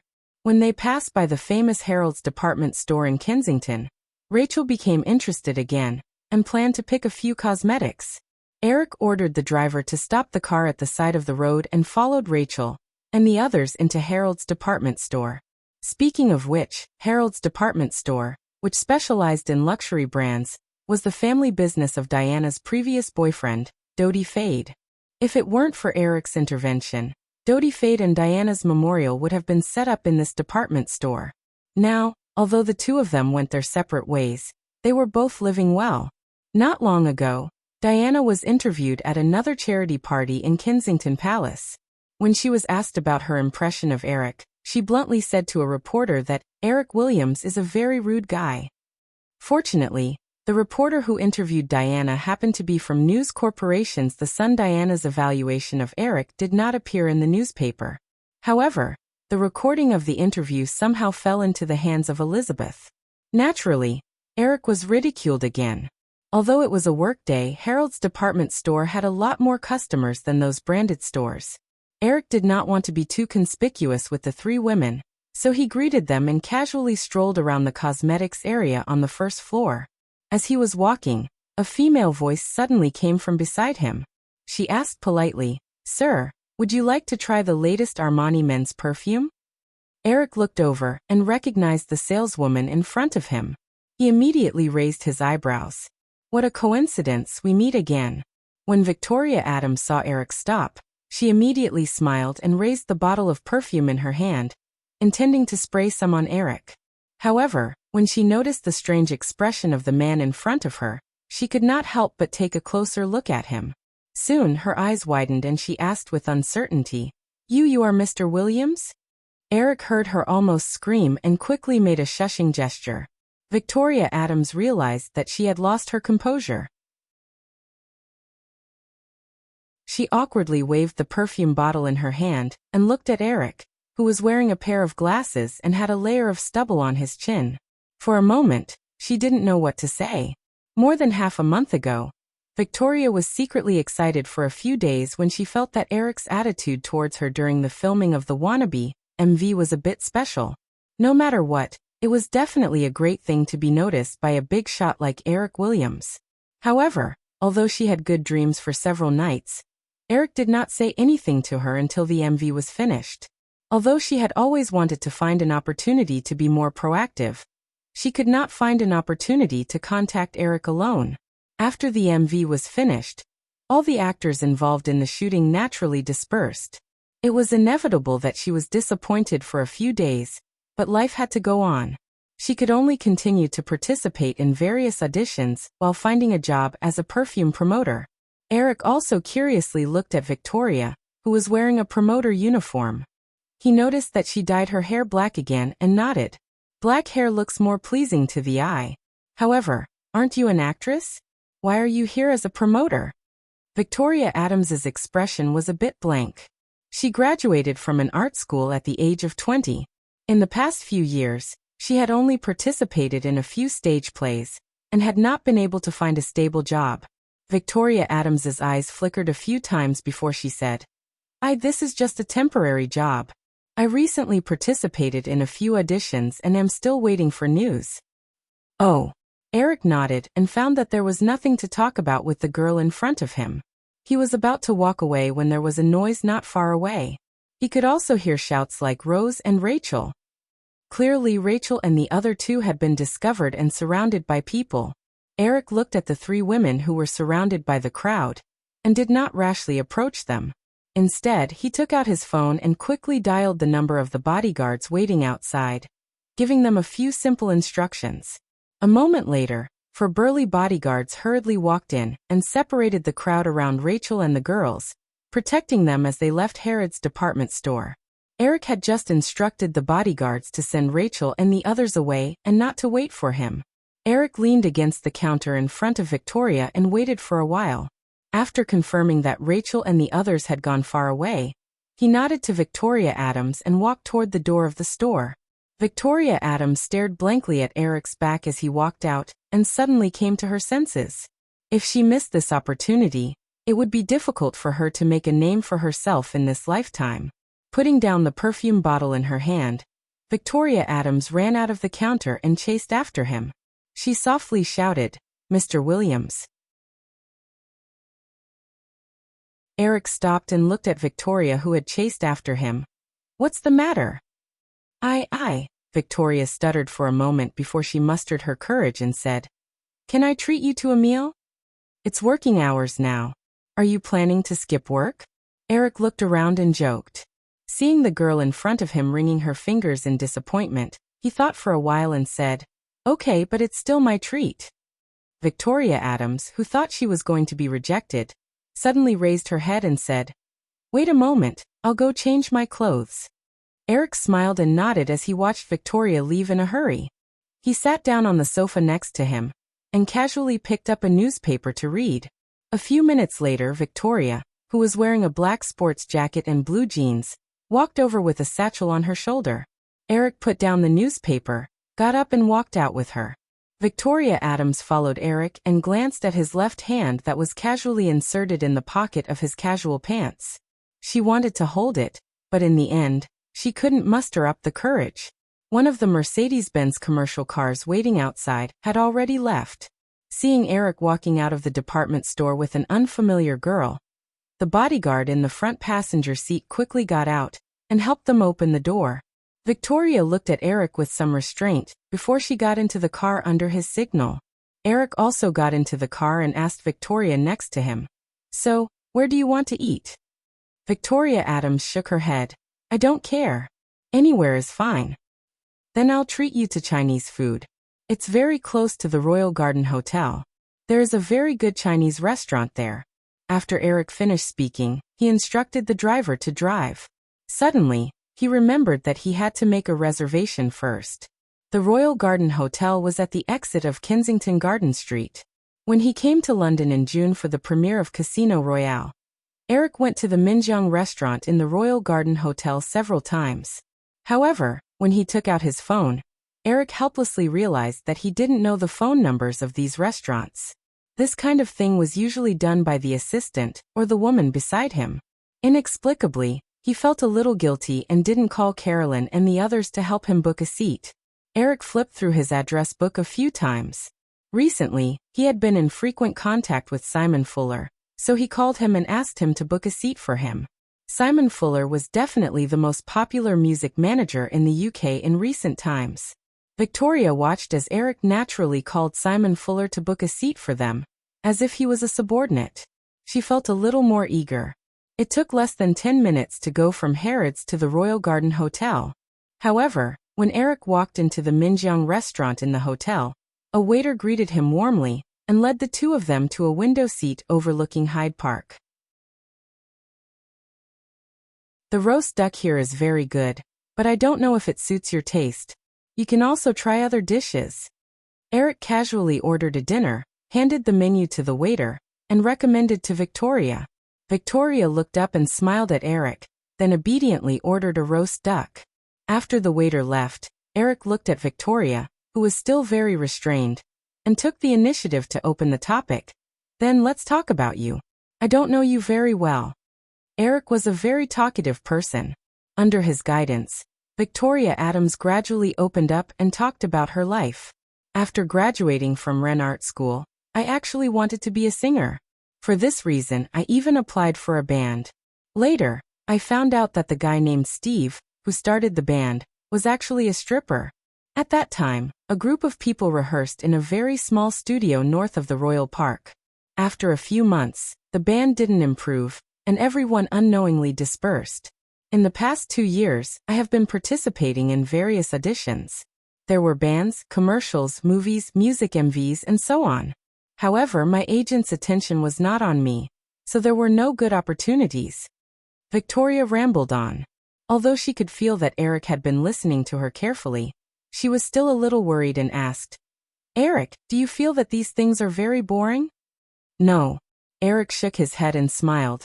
"I am a director, so I like to listen to others talk about their lives. Maybe I can use it in a script someday." "Oh."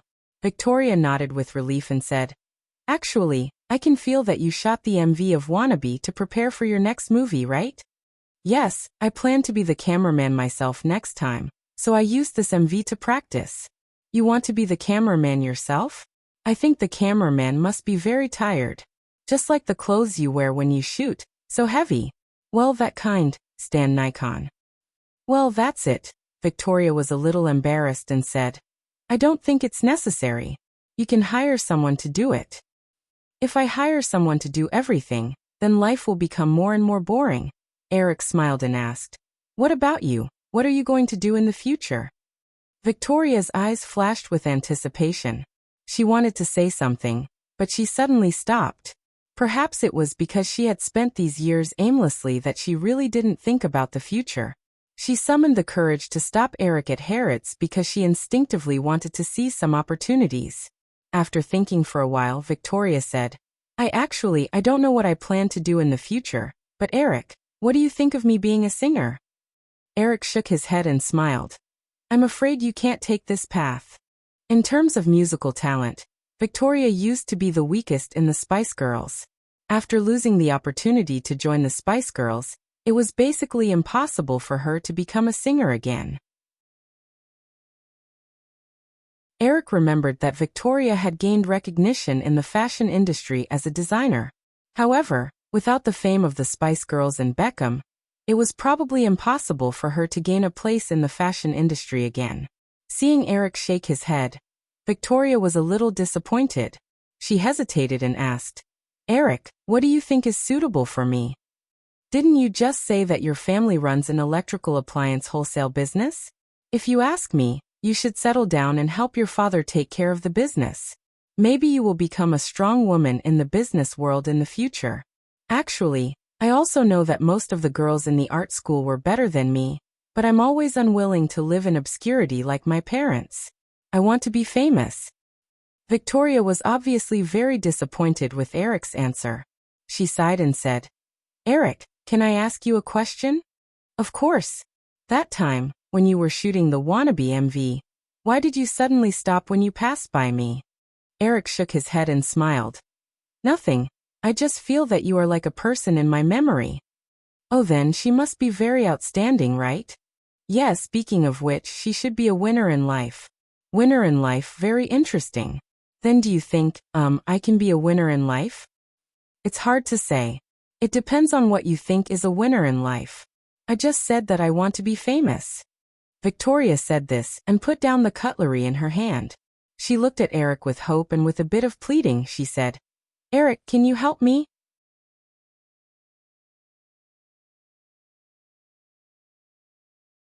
Chapter 933. In Victoria Adams's expectant eyes, Eric deliberately paused for a moment before saying, "To be honest, I don't like to help others very much. However, I happen to be in a good mood recently, so how do you want me to help you?" Victoria's eyes suddenly lit up. She wanted to say something, but she was stuck again. She didn't expect Eric to agree so quickly, and naturally, she wouldn't consider how Eric could help her.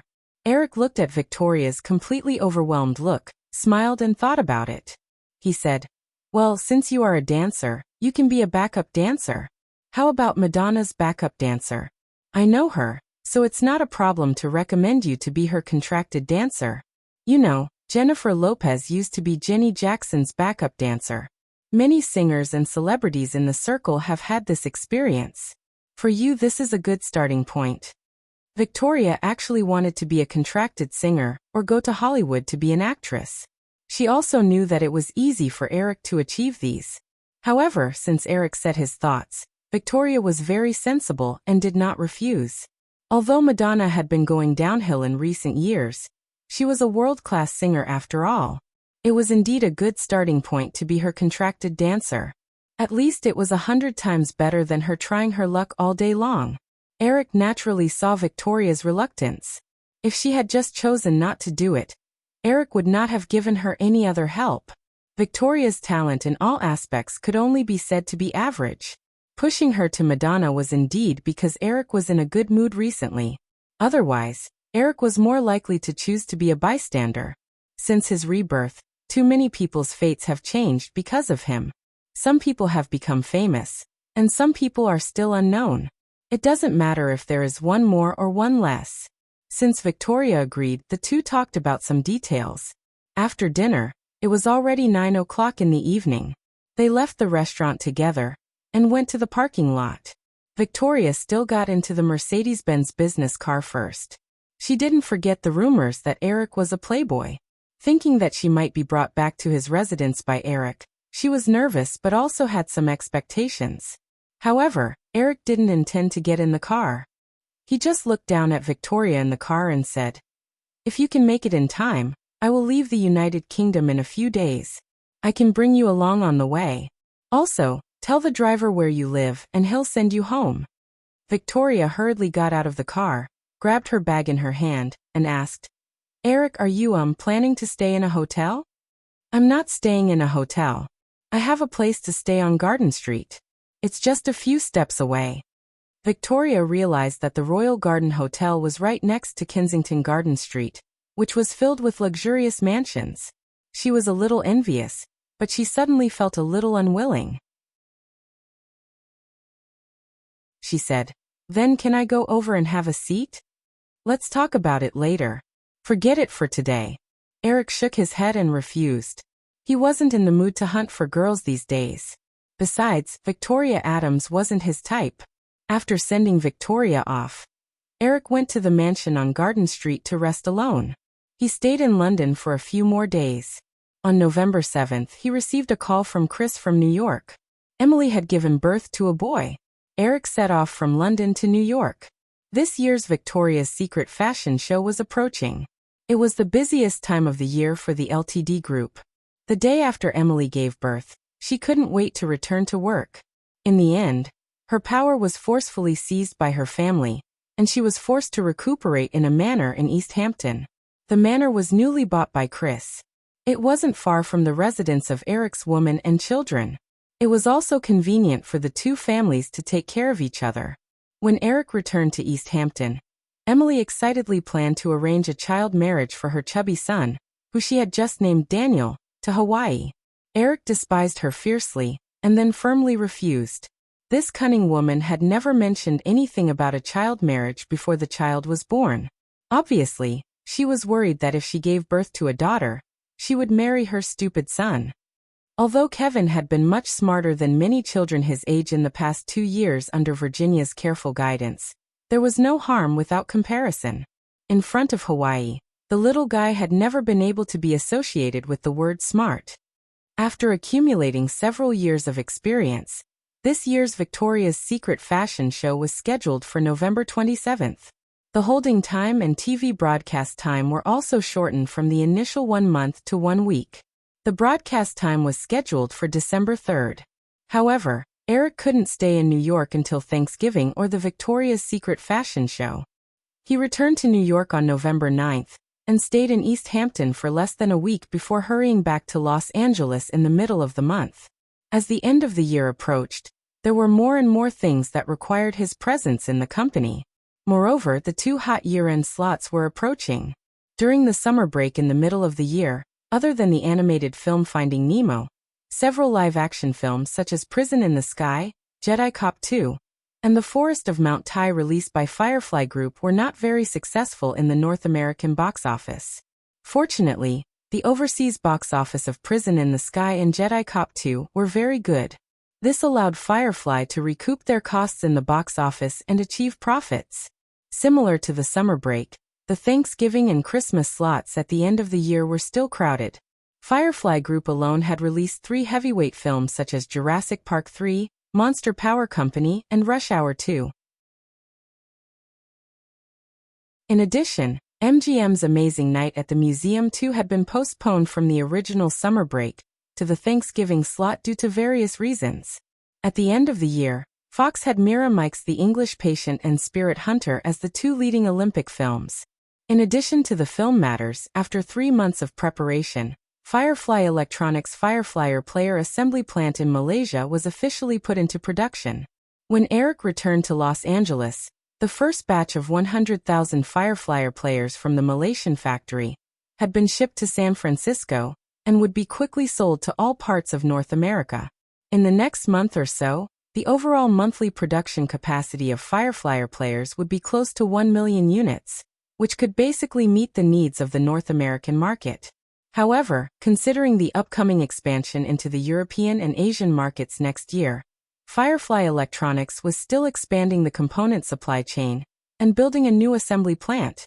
When he put Victoria Adams into Madonna's dance team, Eric also received another piece of news. Madonna and Warner Records' lawsuit over digital music distribution rights that lasted more than half a year had also taken a turn for the better. Since Madonna had the upper hand in the lawsuit, Warner Records was worried that if they lost the lawsuit, it would become a case law, so they began to contact Madonna privately to seek an out-of-court settlement. Although many second- and third-tier singers were still unable to obtain individual digital music distribution rights from the record companies, most first-tier singers began to seek relevant supplementary agreements in an attempt to grasp the digital music distribution rights in their hands. Obviously, this actually gave Yahoo Music a lot of opportunities to attack them one by one. You're tuning into the Earbook Haven YouTube channel. Don't forget to subscribe and join us on this journey to catch the most captivating stories.